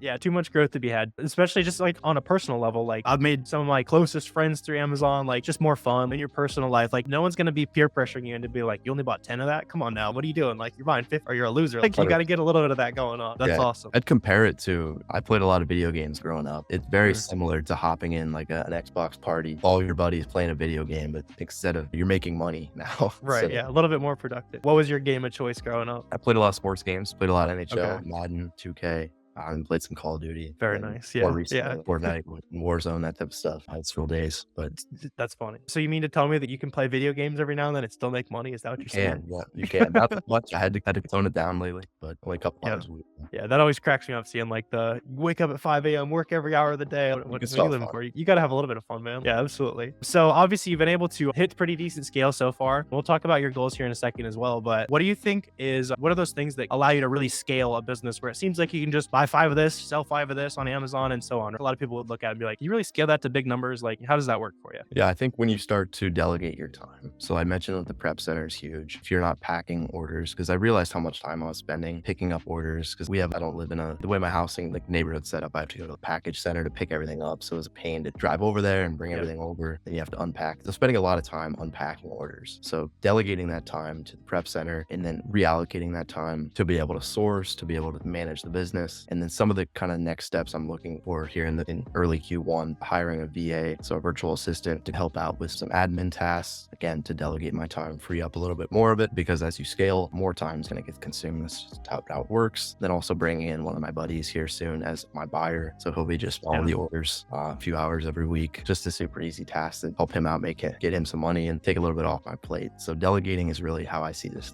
going, and really excited to see how 2025 develops. Yeah. I've hired plenty of family and friends, all that kind of stuff. People say not to, but it's like you got built-in trust already. Like you pay them pretty well. We're making good money. You can share the wealth a little bit. Like I've always thought it's a good idea, at least for me. Maybe some of these other people got toxic family and friends that might be not as smart for them. But yeah, a lot of you guys watching, you probably got a younger sibling or something like that. You can say, hey, can you help me put some stickers on stuff? I'll buy you a Fortnite gift card or whatever it is, like depending on how old they are, that kind of thing. A lot of help you can get on this type of stuff. As far as like the early days to where you're going now, is there anything in particular that kind of held you back? Was there any limiting beliefs that you believed or you see a lot of Amazon sellers fall for that kind of just didn't end up being true? Yeah, I would say one was I was a little worried to place larger orders, and still am escaping that now, where I was always a little bit worried to spend $500 to $1,000 in a single day. I've always been pretty conservative financially. So breaking through that barrier and being more comfortable with placing larger orders, I think can definitely help you grow quicker. Now, of course, there's more risk there, but you've got to trust your numbers, trust your skills in sourcing, and just know you're going to make mistakes. I have a few products that are still sitting in my closet that just haven't sold. That were just mistakes,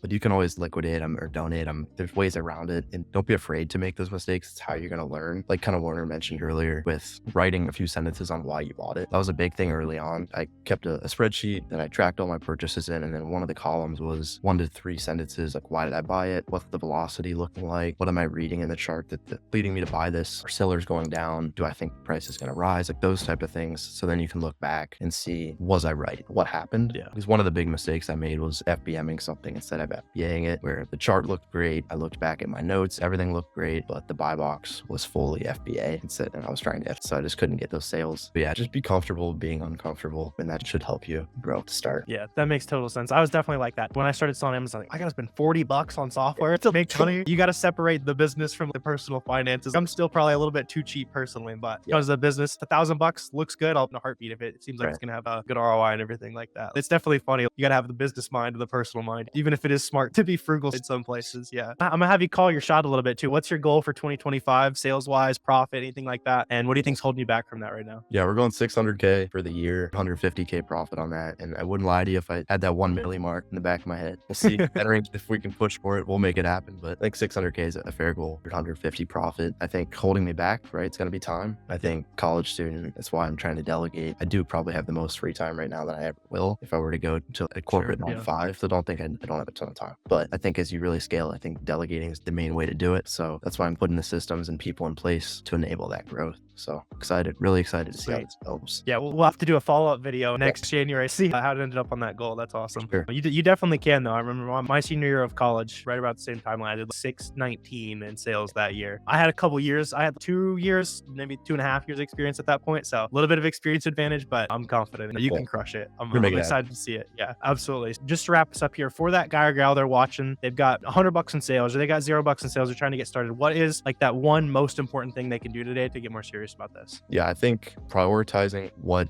is moving the needle. So you may be spending a lot of your time like I mentioned, ungating stuff. Maybe focus more on the products you can sell. Or maybe you're spending a lot of time tracking down a random order of $15 that a customer said they didn't get delivered, right? That's not totally moving the needle. Right. If you spend that time sourcing, looking, sharpening your axe and finding new products or touching up on videos, whatever it is. Warner makes a ton of great videos. Shameless plug, but I gotta hit them up. Yeah, just really sharpening your axe, practicing your skills and moving what you're prioritizing what's gonna move the needle. And then with that, also when I was starting out, a good thing that was super helpful was asking yourself, like, does this help me get my first sale? I remember I spent 2 hours one day trying to figure out what are the right boxes to get. It just doesn't matter, right? It totally doesn't matter. Don't get hung up on what the best prayer is or whatever it is. Just ask yourself if this is going to help me get my first sale. The answer is no. Skip it, move on. Yeah, I like that. That's awesome. Ryan definitely has an awesome story, and I hope you guys picked up some gems from him. But I also want to give you another interview I had with our FBA Roadmap student, Kita. She's awesome. She was actually able to make over $10,000 in a single month in pure profit. And we had a super cool conversation about how she did it.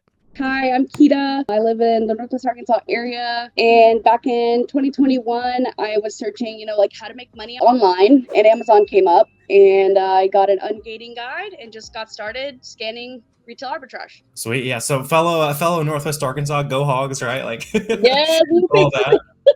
For sure. So, getting the ball rolling with you're talking about retail arbitrage there for the uninitiated, basically just like walking into a retail store, scanning stuff. What did that process look like for you? Would you have started the same way again? Yeah, I wish I had just gone straight into online arbitrage personally, but retail arbitrage was really cool because you don't know the process until you start scanning and you're like, oh wow, that actually is profitable. But you don't really learn Keepa until you really start to dig into online arbitrage, because you're just looking at rank when you're scanning with RA. So I would say I would rather start with OA all over again. But if people like RA, they should go for it, go into the store. It is kind of scary at first. People are looking at you like, what is she doing?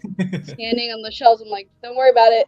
But I think it's a great way for people to start. Yeah, I agree. Like I started with books because I had like no money when I started. I would be scanning the books. It's like, hey, do you work here? Like I'm sure you got that all the time where it's like they're asking you where stuff is. Like, I don't know, man. I'm just trying to make some money here. Exactly. That's awesome. So you're saying you're doing some retail arbitrage. At what point did you start doing more of that online arbitrage, right? So instead of going to stores, you're going to websites. What did that transition look like for you? Oh my gosh, I don't even recall the first time I did online arbitrage. I think I didn't even set foot into a Walmart, which is crazy because I'm in like this Walmart country right here in Northwest Arkansas. But I didn't even step foot into a Walmart to do RA. I started with TJ Maxx and Marshalls. And then one day I think I just was like, oh my gosh, I found a good deal. Maybe I can order it online. And that's basically how I got started with OA. I didn't realize that it was a whole thing.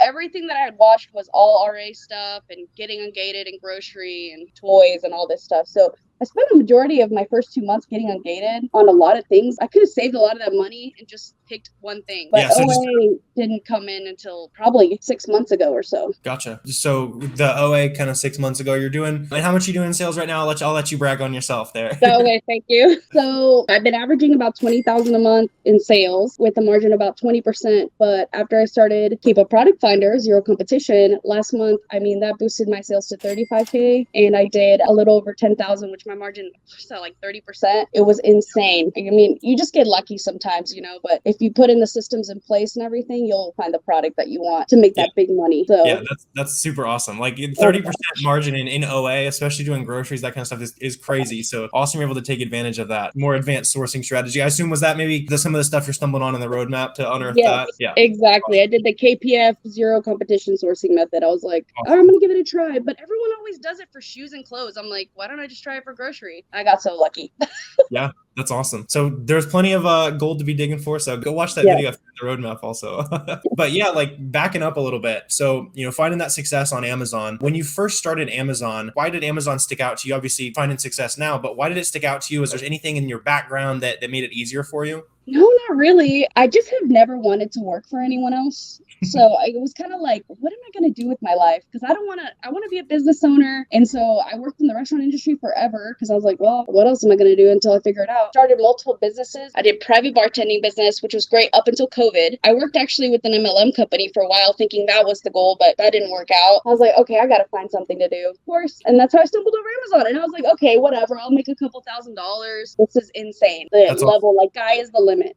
you know? Right. Yeah. I mean, you and I were just talking off camera before this. You're like, man, you're crushing. It's like, man, there's people who are doing 20 times what I'm doing. Like that's where we want to be. Like this is a really good space. And it's crazy that you're talking about the MLM. Like it's like, whoa, I can just go sell products and I don't have to have a giant pyramid and Yes, exactly. recruit everyone on the planet. Like, yeah, that's awesome. So, going in, you're talking about doing a little bit of retail arbitrage, going into online. What were some of those first steps that you took to start finding products from home? And when did things start clicking for you? Okay, I actually started with just scanning with my phone. I don't know if you've ever done that, but I would go to a website and I would just grab my phone with my SellerAmp and I would just scan the products with the SellerAmp and things would start to pop up and I was like, oh my gosh, look at this bundle opportunity, or oh, look at this. And that's basically how I started. I was like, there's got to be a better way. I was like, these guys are doing hundreds of thousands of dollars every month doing OA. Like they can't just be scanning products on websites. Right. This is ridiculous with your phone. So I was like, okay, I got to take some courses. And of course I stumbled over your course and everything, but yeah, that was weird. So in the early days, you're sitting there on the computer, you got the phone in hand and you're looking at the computer. That's hilarious. It's so bad. I mean, it worked, right? You found your first couple products. Like, yeah, that's hilarious. Yeah. So obviously, maybe don't start by using your phone and combine it. But that's super funny. So what has been kind of you talked about doing a little bit of Keep a Product Finder. What's kind of your go-to sourcing methods right now? And what's best for beginners as well? Because there's a lot of people watching this video trying to find their first product. Oh my gosh. Keep a Product Finder is really great. But if you can like storefront stock, I highly recommend that, especially like using whatever program you want to use. I mean, I use SellerAmp, of course, but storefront stocking, just watch the YouTube video, see, and then like just start stocking other storefronts. You'll probably find someone in your niche. If you like grocery or toys or whatever, you'll find someone that sells mainly that product and you just start going through their stuff. That's the best way to do it for a first time person, in my opinion. Yeah, for sure. I've done a ton of these interviews and I think literally maybe one person has said something besides that. So don't take it from me. I'm always harping on it, but take it from the 25 other people I've talked to. Yes. Clearly reverse sourcing kind of the way to go there. So another question I love to ask is when you were, getting the ball rolling, all that, at some point there was a moment where it's like, oh, wait, Amazon, like this is a serious thing. I could make a lot of money. Like, was there a certain product? Like, when did that light bulb moment happen for you? Oh my gosh. It was RA, obviously. We have these local supermarkets here. It's called Harps. And so I went into a Harps because I was like, well, I'm going to go in there. I have no idea. And they had vitamins on sale. And so I did vitamin gummies and I went to literally all the Harps in this Northwest Arkansas area and I loaded up on their gummies. And I was like, thank God it's not meltable season because that would have been a bust. But I sent them in and they sold so fast. I was like, this is amazing. And I was still doing Uber and Lyft and stuff to make more money. But I was like, I don't want to do this anymore. I don't want to. That's a risky business too. Uber and Lyft, having people in your car. So I was like, okay, I have to go out and go to the stores. And then, of course, I discovered, what was it called? Bolo groups. Yep. But I mean, that's really awesome, except for the fact that there's multiple of those and there's so many people getting the same leads that it starts to tank. But it was definitely the gummies. I'll never forget. I think that's why I stick with grocery and health and personal beauty care, stuff like that. Yeah, that's some of my favorite stuff. Like we do a lot of like clothes and shoes and that kind of stuff. But if I find a winner in especially the categories you're gonna have almost no returns, like that's the way to go. Yes, exactly. It's also it's funny to chat because usually I'm talking to people all over the country. It's like, oh, I know like probably the exact buildings you've walked into to make your money. And it's like I was You probably were in that building once. Yeah, that's super funny. Yeah, so you're running around town finding all those products. We're talking about like the BOLO groups, right? So if you don't know what we're talking about, be on the lookout. It's just an item. It's kind of like super hot items selling super fast. What are your thoughts on investing in like a leads list or a BOLO group? Like, should beginners do it? If you are willing to rabbit trail off the leads list, absolutely. But I have made the mistake of buying directly off the lead list, and so did 30 other people, and the supply goes up and demand is not the same. It's like stagnant, so then the price just tanks. And it's so funny because you mentioned that now, but whenever I remember being on a leads list and I had a winner and it was shared on that list. And I was like, crap. I was like, no, I'm going to have to sell out before these people get it. And of course, I didn't sell out before because sixth season was like going down. It wasn't even, people weren't sick anymore, really, So I was like, I got stuck with like 15 units of Robitussin just sitting at the warehouse and there's like 40 new sellers. I'm like, that was a good one. So it's kind of a bummer. I don't know. Leads lists there's pros and cons to them, but rabbit trail, don't buy on the lead list. Yeah, I like that because that's a lot of beginners will hop in and leads list. In case you're not familiar, you can buy a list. 5 products, 10 products every day. We're going to send you an active lead, that kind of thing. And so like you're saying, like 30 other people are going to be seeing those leads, but go on rabbit trails. Like another thing, like especially if you got decent capital as a new seller, like I used to be completely anti leads list, that kind of stuff. But if it's $100 and you got $10,000 to throw at a business, it's like, oh, here's this sale I can check out, and oh, I didn't know I could buy from that website. All that kind of stuff's going to be worth it. But long term, it's probably not the best solution. Like you're talking about, all that stuff is not going to be the most consistent for you. Yeah. So moving forward, do you have any team members or anything like that? Like what's kind of your process as far as outsourcing things? Is it all you right now? All me right now, but I want to get a prep center. Literally this weekend, I prepped like 280 items, and I was like, I'm so sick of this. God, I'm so sick of it. Yeah, and so that then it's no virtual assistants, anything like that. So you're 10K profit right in your pocket. That's awesome that you get to build that foundation there. What's kind of holding you back from getting a prep center right now? Like what's been the biggest pain point? I guess like letting go of that part, and like you're almost like protecting your profit, and then but then you got to think like what's more important, my time or is it the little extra profit I could be putting? Like time is obviously more important. All weekend I spent prepping. I could have been hanging out with my fiance, and he's just like, okay, well, what am I gonna do? Yeah. So obviously you got just time as a human is valuable, but also something that I'm sure you've thought about. But for those of you guys at home, like you can ship to no sales tax prep centers. I think it's 5% on food in Arkansas, right? So I think it is. But still, that 5%, and if anything you're buying that's more than $20, like you'd save time and money sending it to a prep center, paying them $1 a unit, right? And so we've got a hookup for you on a prep center. We can chat after this, but we've got that discount for you in the roadmap you can access. But I'll help you out with that after we hop off here. That would be great. Yeah.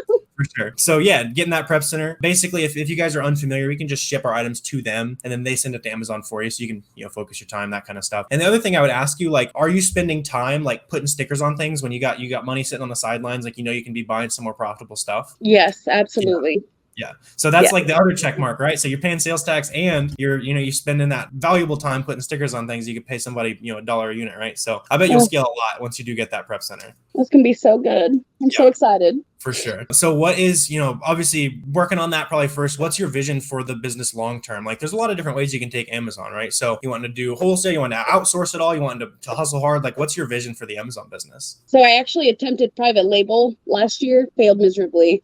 I would like to go back into that and continue to grow that brand if possible, but I just want to be able to fund, like, obviously my life, but other exciting ventures. I don't want to just be reliant on Amazon forever. So, but I do love Amazon. It's pretty great. It's just scary. One day they could just shut me down, and I'm like, I have no idea what I did.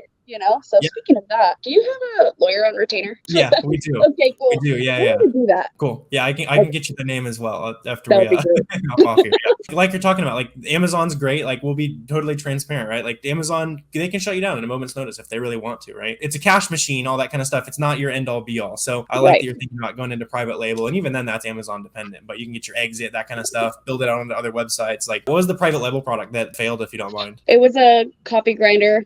Bean grinder. So way too saturated then, sounds like. Oh, it was just so many moving parts. It was breaking on people. I mean, it was from China, obviously. Right. And I just didn't, I don't know. That was a lot of money. I finally got out of that hole, thank God. But that's good. Private label is just, it's not for someone just go in and do private label. If you think you can do it, great, and good power to you, but OA and RA is just, it's so like less of an investment. You can get your money back within a week and a half if you do FBM. Right. It's crazy. So it's kind of where I'm at. And one thing you could think about, like a lot of people, they'll jump in. It's like, oh, I'm too good to do arbitrage. I want to go straight to private label. And I see it over and over and over again. Just use the arbitrage business as a cash machine, right? Now you're spitting off 10K profit last month. You're going to be at least close to that moving forward, right? So I'll dump $3,000 on my private label product this month. Like, it failed. Okay, I'll just keep the cash machine going. Like that's the thing, right? You want to build that cash machine, and then you can take those risky gambles, at least in my opinion. Right. I agree. Yeah. So you said you've been selling on Amazon since like 2021 at this point. What has been some of the changes that you've noticed on Amazon? Anything that people should be aware of, maybe? The generics policy. Sure.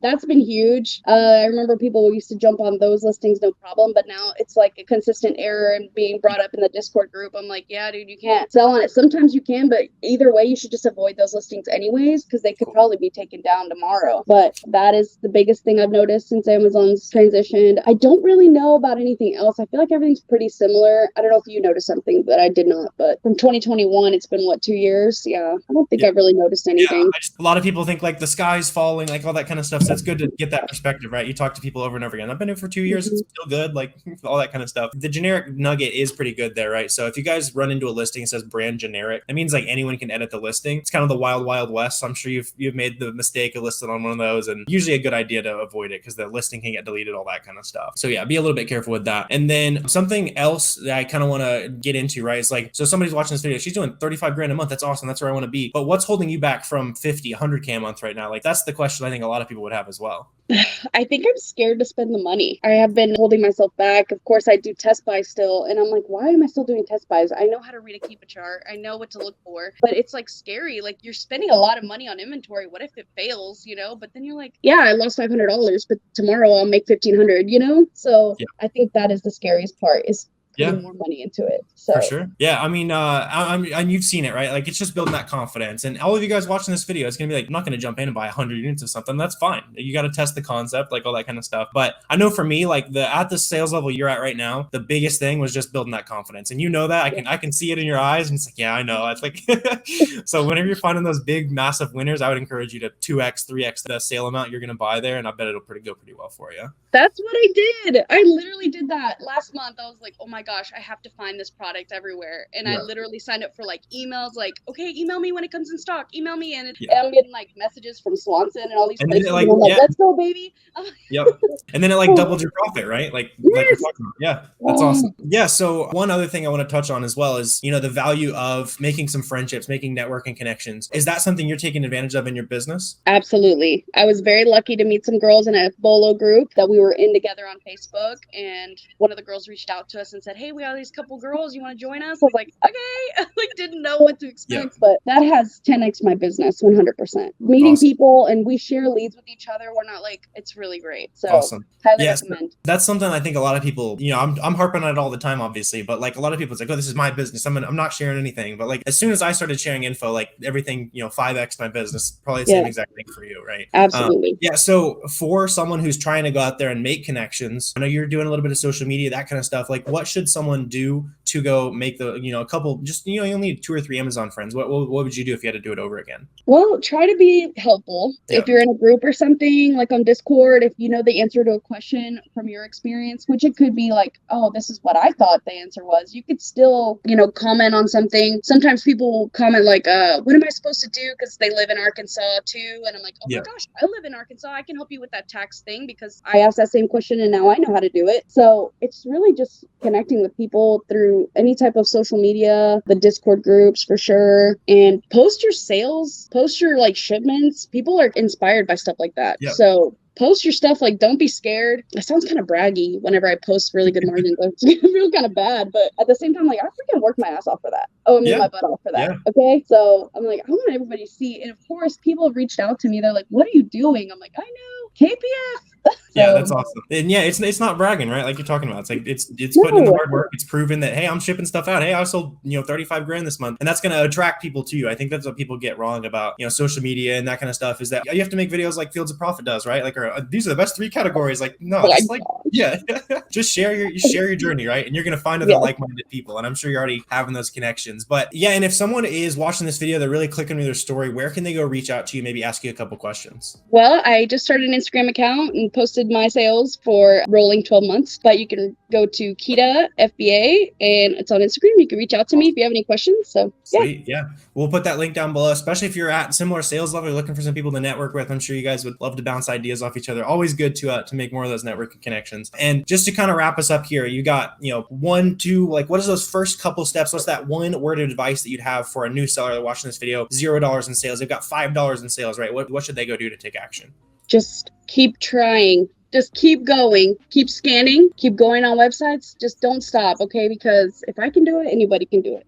Trust me. So yeah, I love it. Yeah, that's a big thing I think people get wrong, is like, I'm missing this piece or something, like when a lot of it is just you haven't put in enough reps. Yeah. I love it. So on top of Keita and Ryan both having some awesome growth stories, I wanted to save not necessarily the best for last, but definitely the biggest sales chart for last. My friend Steven was actually able to sell $1.6 million in a single month doing this reselling business model. So let's just cut back to the conversation I had with him. He is insane when it comes to making money on Amazon, and I know you'll take a lot away from this one too. I would say like in high school and even in middle school, I was flipping stuff from Ross Dress for Less. Then that evolved into going like thrift stores, flipping stuff into flea markets, auctions. Then I had that going. I was probably making like 5K a month. And then I was moving to Florida and I had to figure out how to like still not get a real job and also resell. And I stumbled across one of Warner's or Miles's videos about Amazon FBA. And I saw the light. I was like, holy crap. Like I don't have to fulfill all this stuff 100% myself. I can use FBA. And then immediately I pivoted to Amazon. And then that went into retail arbitrage. And then I scaled retail arbitrage up to $75,000 a month. And then I took the roadmap, took some other things, learned, and then I was just able to scale it. A couple years after that, I was able to bring it up to $6 million last year. That's awesome. So I'm super excited to break down your journey. A lot of people say that they look at like arbitrage or reselling, that kind of stuff. Oh, it's not scalable. You can get to $1 million, maybe 500,000, maybe, but I love chatting with guys like you who prove that's not true. So early days, you're just like, you're talking like you're just literally hitting Ross, where you're selling shoes on eBay and that kind of stuff, just like the basics. Yep. That's exactly how I started too. I remember the first time I wanted to resell something, I drove to Ross, I bought some like Nike cleats, and I think there's still some of those in my parents' closet that I had no idea what I was doing. Yeah, they were like purple soccer or football cleats or something like that. Yeah. So it's awesome to see that journey as a seller. You're talking about getting into used books, retail arbitrage, that kind of stuff. Would you do the exact same thing over again? If you're a brand new Amazon seller watching this video, how is the best way to get that first sale? I think like I still like books. I have not been in the book market for a while, but books, you go so wide and deep on nothing, and there's such a high ROI if you're willing to grind it and you're low on capital. If you don't have a lot of capital, books is the best way. Just because you buy a book for $1, you sell it for $3, you're profiting $3. It's super scalable, and like stack cash to then pivot into something really scalable would be like retail arbitrage or online arbitrage wholesale. Going out through that. Awesome. Yeah. Were you just hitting thrift stores and all that kind of stuff? Like how long were you doing books? I guess I didn't realize you had a long books era. I had books for like probably 4 to 6 months. I was ripping like library sales. Oh, we're hitting library sales or hitting like back stores of thrift stores. Like I'd get in the back rooms and everything. Perfect. Yeah, making those connections, all that. So you're selling books for a while, and then you get into retail arbitrage. Do you remember what that like first retail arbitrage item was? For any of you guys who are like brand new, he's just like going out to retail stores, scanning stuff, and flipping that on Amazon. It's a little bit more scalable because you can buy multiple units. Do you remember like that first item you found is, oh crap, like this is cool, this is real? I remember in Walmart, and it was a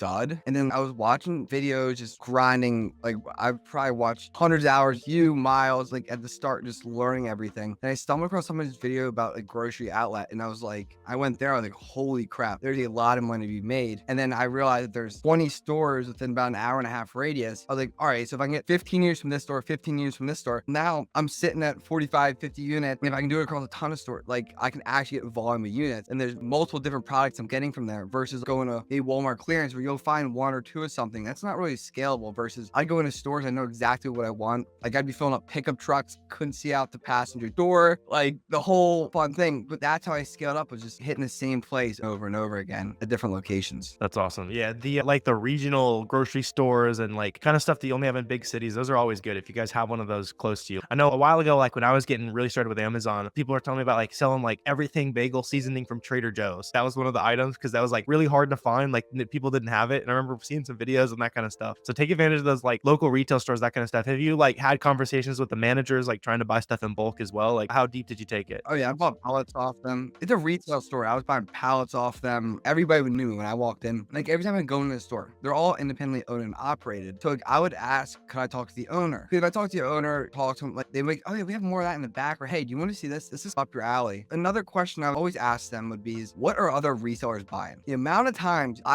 they've walked through the store with me, like, oh yeah, someone took all the dog food right here. There's one bag left. You might want to check it out. And I was like, dang, that's profitable. So then I go to the next store. I'm like, oh yeah, they have that dog food, took all of it. So I was leveraging the managers and the owners like for my business, because most resellers go into places, they don't want to talk to a single employee. They don't want to do anything besides keep their head down. Nobody knows what they're doing and walk out. Like the amount of resellers I've walked into at Grocery Outlet too, and they try to hide back in the day. I'm like, I'd be trying to talk to them, like, and most other sellers haven't talked to many people. So they just want to talk about Amazon because nobody else understands Amazon when they go home, their wife, their husband, whoever it is. So they're happy to talk to them. The amount of leads and things I got just by talking to people in the stores just made so much money. Yeah, that's awesome. Yeah, it's important to talk to other resellers. I'm sure we'll jam on that a little bit more, but you're talking about like you go back home or you're talking to the family, like, you're doing what? You bought a pallet of what today? What the hell what are you talking about, bro? Go get a job, or all that kind of stuff. So you said you're getting into reselling obviously pretty young. At what point did your parents start to be like, all right, Steven, he's just going to do this reselling thing? Or were they ever trying to put pressure on you to get to do the more like traditional 9 to 5 route? Until like I was doing like $75,000 a month. Then like she was like, all right, Steven, you could drop out of college. And I was like, I'll finish it. So then we finished college. Then she was like, I was doing like, I think 1.6 million last year. And she was like there was no way I was going to get a regular job. Awesome. Yeah. And like you're talking about, you said you were selling on Amazon through college, obviously full-time in school. People also say they have a full-time job, that kind of thing. How are you able to like balance school and work? So I hit a point where I was like, I don't really want to do college anymore, but I've gone so far. It was like halfway through my junior year, and like my Amazon business was picking up. I just didn't have time for college, and I was like they hire VAs for Amazon, and I'm going to fully online university. How could I not hire one to do my college work? That's exactly what I did. So I fully hired out my college. So I couldn't tell you a single class, never talked to a teacher, don't even know what my work looked like. I did pass, I graduated. So the virtual assistant got me through college, and then my mom actually did try to get me to drop out. No, I'm doing this, or almost graduated, we're through. And then I started adding virtual assistants to my own business, and then that really where I saw the hockey stick up of improvement. Yeah, that's hilarious. I always hear people joking about like hiring somebody to help them do their homework. Some like you actually did it, and I feel like you should have been able to walk with them when you did your graduation or something like that. That's hilarious. I did throw a college graduation party. Hey, at least you got a little bit of acknowledgement there. That's hilarious. Yeah, sweet. You're really scaling things with retail arbitrage. Obviously, that's not going to be something you can't go out to stores and do $6 million in a year. Maybe some people are doing it, but I know that's not 100% what you were doing. When did you start to transition more to buying from bigger websites, doing online arbitrage? So I was doing grocery outlet, like that was like my main supplier back then. And then I was moving to Florida, to Boca, and then I was like, there's no grocery outlets on here. I tried to hit some Ollie's, Marshalls. I was not having the same success as I was having with grocery outlet. And maybe I just didn't know how to do it right. And then I was like, I need to figure out online arbitrage. Like this is more scalable, and it works to an extent. It makes sense. If I'm doing it from stores, why can't I do it online? And then probably took me 3 months to get like kind of the hang of it. And then after 6 months, I felt like I was firing on all cylinders. And I think I was doing like 100K a month, probably after 6 months of doing online arbitrage revenue. Awesome. And when you were transitioning business models, I know that's popular, going from books to RA, going from doing OA and wanting to get into wholesale. You talked about it a little bit. Did you quit RA cold turkey, store goes down for a while and then it revives itself, or were you doing both while you're figuring out OA? I guess I forgot to add this part. So when I was living in Florida, I'd fly back once a month to Pennsylvania and then fill up a pickup truck, fill up a car. Like whoever had a vehicle that I could borrow, I was borrowing their vehicle to drive all around the stores. I would pick up inventory for 2 to 3 days, like from different stores, 15-hour days. And then I would pack for 3 days straight. And then I would fly back down to Florida. That's awesome. Yeah. So you're flying back up for a quick work trip. You said you're filling up the passenger door. You got some nice people lending you a car you can't turn right in. There's a lot of times I couldn't see. I can barely make right turns. I've seen some pictures on social media and stuff of other guys, like the entire passenger side is. I remember doing that a time or two. I was like, I can't make a habit out of this. Maybe take a second trip or something like that. But hey, it's better than the 9 to 5 for 40 years, something like that, right? You're talking about getting into online arbitrage, that kind of thing. How did you start digging through websites? What was that sourcing method that started to click? I know a lot of people watching this video, you're in that stage where they're trying to like figure out what's going to work for them. What was that strategy that worked for you? I would say the strategy that worked for me was just like what worked and doubling down on what worked. Because if people are like, I don't know a ton about beauty, but that's not where my expertise is in. And that's okay. I'm fine with that. I'm not great at beauty, but I'm really good at apparel. So if you get me in apparel, like I know almost all of Nike apparel. So with that being said, it doesn't really matter on if you're good at everything, just be good at a few things. And then just, if you can stay in stock on those few things, then you're able to scale so much more, because the amount of people I see that just buy something and just never restock the product, if they just kept everything in stock, yeah, some things might not be profitable anymore, but it'll come in waves and it'll probably be profitable again at some point. Those types of things, if you just kept them in stock, it's easy to hit that 100K mark. If you just gotta stay in stock and just replenish it, especially if it's like a subscribe and save or something like that. Nice. Yeah. So stacking some of the like subscribe and save is a good one to take advantage, especially like that stuff you're trying to stay in stock in for a while. I've also noticed that like Amazon tends to give you a little bit more and more buy box if you're able to stay in stock on stuff for a long time. So there's a lot of benefits even outside of continuing to sell the same items. So when it comes to like kind of start trying to figure out how to master that niche, I like how you're talking about that, no matter what it is. And you said it's not makeup for you, which is surprising. You're not even doing your makeup, Steven. What's up with that? Warner, for you, knew I should have put some makeup. Yeah, but I like that. I like that. So how should someone start to figure out what their niche is? Like, where do they get that initial inspiration from? Like, if you know,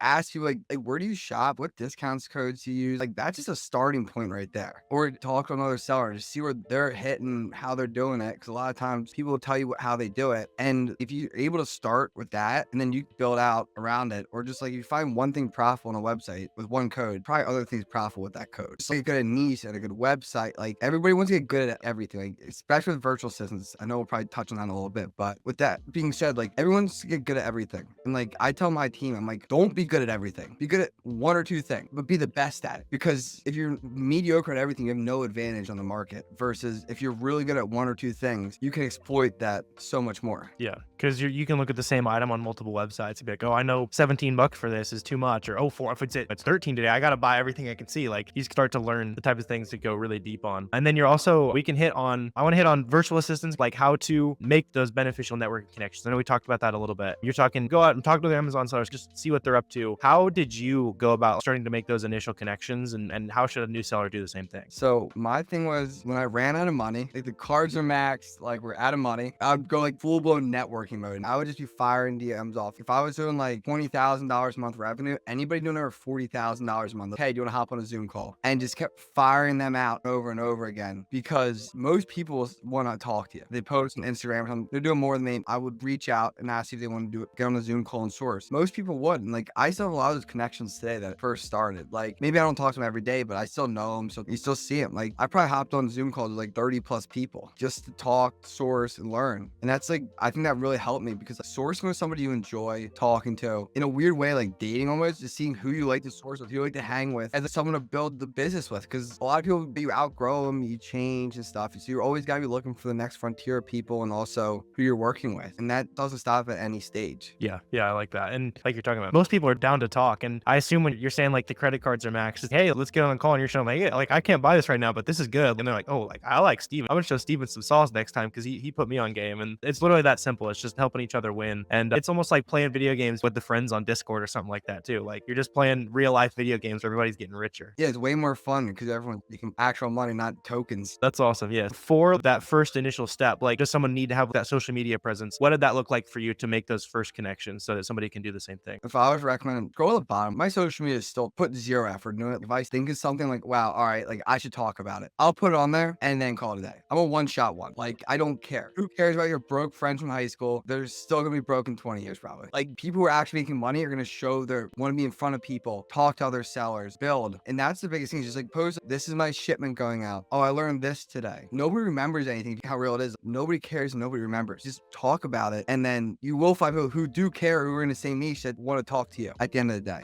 Yeah, keep it simple. I like that. So we were talking a little bit about virtual assistants as well. How did you start to know that your Amazon business was ready to hire a virtual assistant, and what did that process look like for you? So when the college was like, I don't really have to worry about it, I was like, all right, this has a lot of scalability to it, but especially in the business. So with that being said, I hired a few. They were all terrible. They all stunk at the start because I thought they know what they're doing. Oh yeah, I can do this and that. They didn't know anything. And with that being said, I had one virtual assistant who was just a pain of them wanting to learn. Like, was forced to teach him, and it's still my best virtual assistant nowadays, who he forced me to teach him how to do it. And by him doing that, he became a good virtual assistant. So I learned that like virtual assistants are almost like kids. I would assume, I don't have any, but you gotta mold them like what they are. You know, if you just let them do what they want, like they're gonna be bad. Same as virtual assistants. Like, you gotta like walk them through what you want, like how to source. If you don't know how to source, like you're doing $10,000 a month in revenue, there's no reason you should be getting a virtual assistant because you can't source yourself to an extent. Because there's so many new sellers. Oh, I need a virtual assistant. No, you don't. And the way to know if you're doing it, probably earliest time, I would say $30,000-$40,000 a month in revenue. And a lot of people ask, when is it a good time to get a virtual assistant? There's an equation. You have time, money. If you have extra money, you don't have time, you need a virtual assistant. Have time, don't have money, and you just don't feel like sourcing, you don't need a virtual assistant, because you need to keep the money for yourself to spend on product, to grow the business to the point when you have extra capital on the side. Then it's time to bring on a virtual assistant. Yeah, I like that. I've noticed the exact same thing hiring a team to help run my Amazon business as well. You show them, here's 2 or 3 of my favorite places to source. Here's exactly how I like to do it. Let's source together for a week. It's like, all right, you're getting it. And then we'll just keep in touch, stay up to date and that kind of stuff, right? You're showing them exactly how you like to do your favorite thing. And then you get to explore something new. I think like you're talking about, a lot of people think they can plug in a virtual virtual assistants like, oh, they're going to expand a whole new category. It's, hey, I want you to find beauty items. Go. But now you need to know exactly how they're going to do it, show them the best way to do it. And it's okay. Then they'll be able to pretty easily replicate that. As far as like incentive structures and stuff like that, I always like to see how people build their team out, that kind of stuff. Do you have any like incentive structures? Like, how do you do it with your team? They do a lot of buying, so I do share Rakuten with them because I like stuff bought immediately when I see it in stock and blinds them with me. And then I give bonuses out just whenever I feel like it. Like we crushed a month or they've done extremely well. I don't expect it. Like when they found something crazy good, I'll throw them money just to keep them happy. If everybody's happy, everybody wins at the end of the day. For sure, yeah. And is there any kind of like benchmarks or anything you're keeping in mind where it's like, damn, this virtual assistant's crushing it this month, or maybe I need to have a little bit of a follow-up? Are there any like specific KPIs you keep in mind? I don't keep any KPIs now. That will start soon. Getting to the point of we're adding on more people. It's like, all right, people do need to actually start making this kind of corporate like KPIs, have things set in stone at the start of expectations. For sure. How big is your team these days? On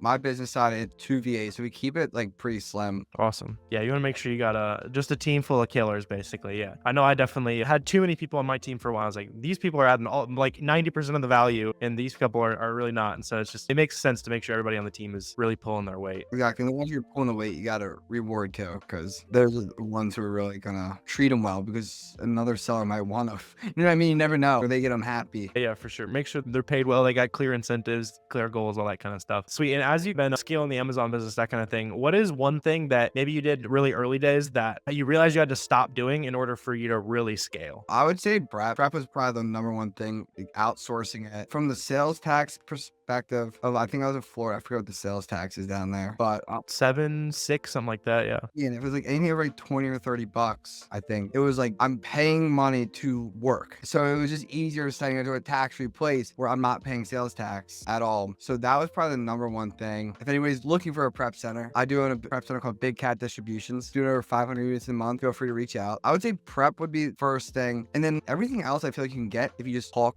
to other people. If you and your boys are sourcing together, you guys can find the leads together. You don't need the virtual assistant off the rip. I feel like a lot of things can be done if you just talk to other sellers besides the prep part. Yeah.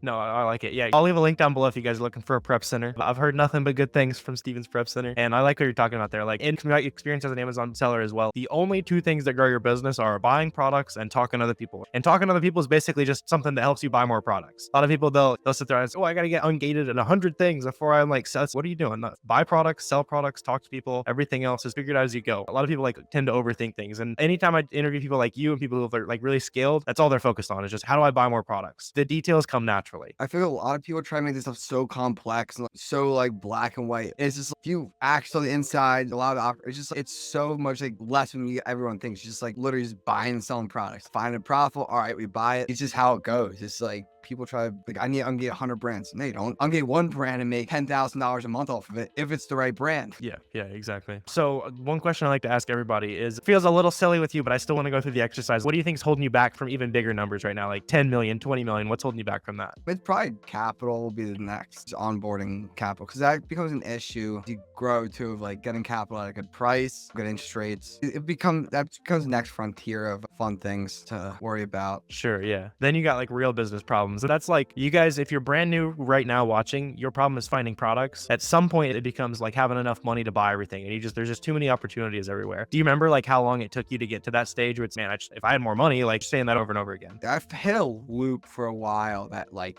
was like, I ran that for like a year, and that I was able to like, once I found that, I was like, wow, all right, now I need capital. And it was easy. I need an extra $20,000. Sounds like a lot of, I guess that is a lot of money, but now we'll spend that on a regular day. It's like nothing. But back then, yeah, I need another 20,000. All right, let's open a new credit card, get the extra $20,000 and keep scaling. Yeah, gotcha. Did you take advantage of a lot of that as you were scaling? No zero APR. Okay, cool, good. Learning about that not too long ago. I was like, wish I used that too. Was a big thing. Is it gives you a year to pretty much pay it off, and then you can always reopen new zero APRs. So it's a loop in itself. Sure. Yeah, I'll add the caveat. Make sure you know what you're doing a little bit before you leverage debt. But yeah, that's crazy. I figured you had taken advantage of some of that scaling, so that's even more impressive, honestly. Plumbing a dream. Plumbing a dream. I like it. Sweet. So what's your goal for this year, by the way? What's 10 million? What's on the horizon? Yeah, like just above 10 million is the goal. Then at the end of the year, the goal was to be doing $1 million a month in revenue. So yeah, it's just pushing toward it. Mixing in some wholesale. It's hard to scale OA to a crazy amount. Like 25 million a year would be me. I know people who do it, but that's a lot of people. Yeah, that's awesome. And a lot of people would say that you can't even get OA to 6 million a year, and you're shooting for 10 and think it's pretty reasonable. Yeah, like it's 99.95% OA. Like I do barely any wholesale. Yeah, that's awesome. Taking advantage of all that. For that guy or gal they're watching, they've got $0 in sales. They've got maybe $1,000 in sales. What's that next 1 or 2 most important steps they can take to get more serious about selling on Amazon today? $1,000 or $2,000. You said right. Yeah, they're just getting started. Maybe they made a couple sales, they've sold nothing. What's that next most important thing they can do? Talk to people and just get started. If you have $1,000 to $2,000, you don't want to use debt. Just stack cash however you have to do it. If it's you have $1,000 to $2,000, it's like whatever gives you that highest ROI. Even Amazon stuff didn't flip themselves on eBay. Whatever it takes you to get to $10,000 in liquid cash. Because running stuff more on cash base is so much easier than just like running off a card. Because like at the start, a lot of my business was ran off of cards. I didn't have that much money. I was in college. So versus now, where there's a lot of money in the business, it's easier. Like I don't have to immediately pay. I don't have to 100% sell through all that inventory to pay the card off. I have other capital sitting there, which makes it a little easier for me. I'm not like as like scared. Oh my gosh, I need to pay that card off. You probably know what I mean by that. It's hard to I've only done that once. I'm a little more risk averse than you, I think. I ever leveraged one time. I don't like this. I'm gonna just spend what I have in cash already. The dream one time was $100,000. I had $2K in my account. You said that was a dream? It was just a plum card in a dream. All I had, made it through. Never a late payment. That's some high risk growth right there, but it paid off, right? Sweet. So for somebody who's watching, if they want to reach out, asking questions, follow you on socials, where can they find you? Even those businesses, my personals, I really only check Instagram, and then Big Cat Distributions if you're looking for any prep services. And I know Warren said he'll plug a link. So absolutely. Yeah, I'll drop the link for those down below. All right. So those 3 stories are definitely awesome. Seeing success like that through the community is some of my favorite stuff I love to see. And this is also where I want to mention someone who's serious about scaling and at least a few $1,000s to get started selling on Amazon. All 3 of those, plus thousands of sellers, including hundreds of profitable 7-figure sellers, have all learned the community, weekly calls, courses. And this is where I also want to mention that if you're someone who wants to seriously scale this as fast as possible,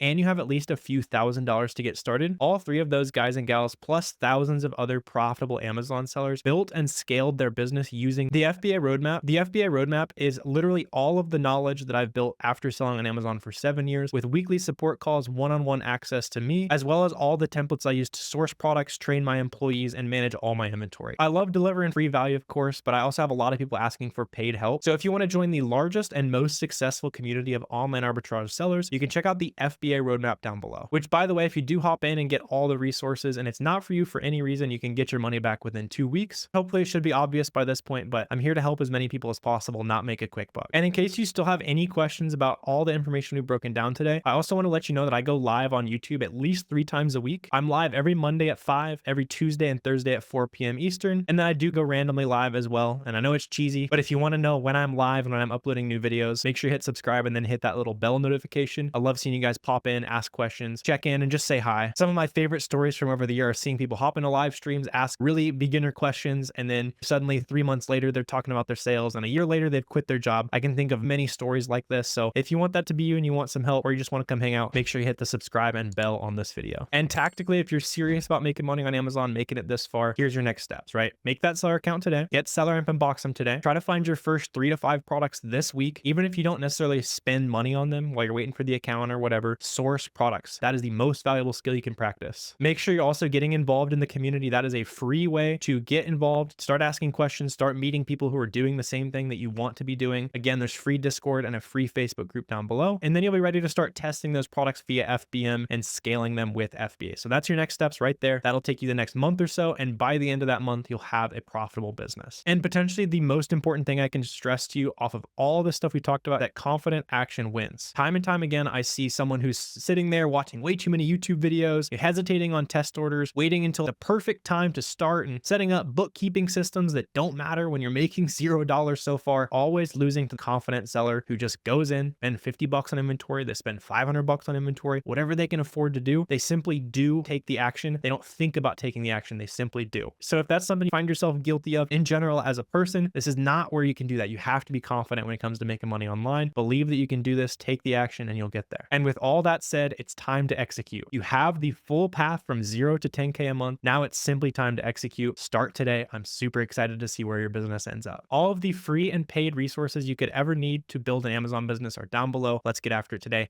Appreciate you guys watching this.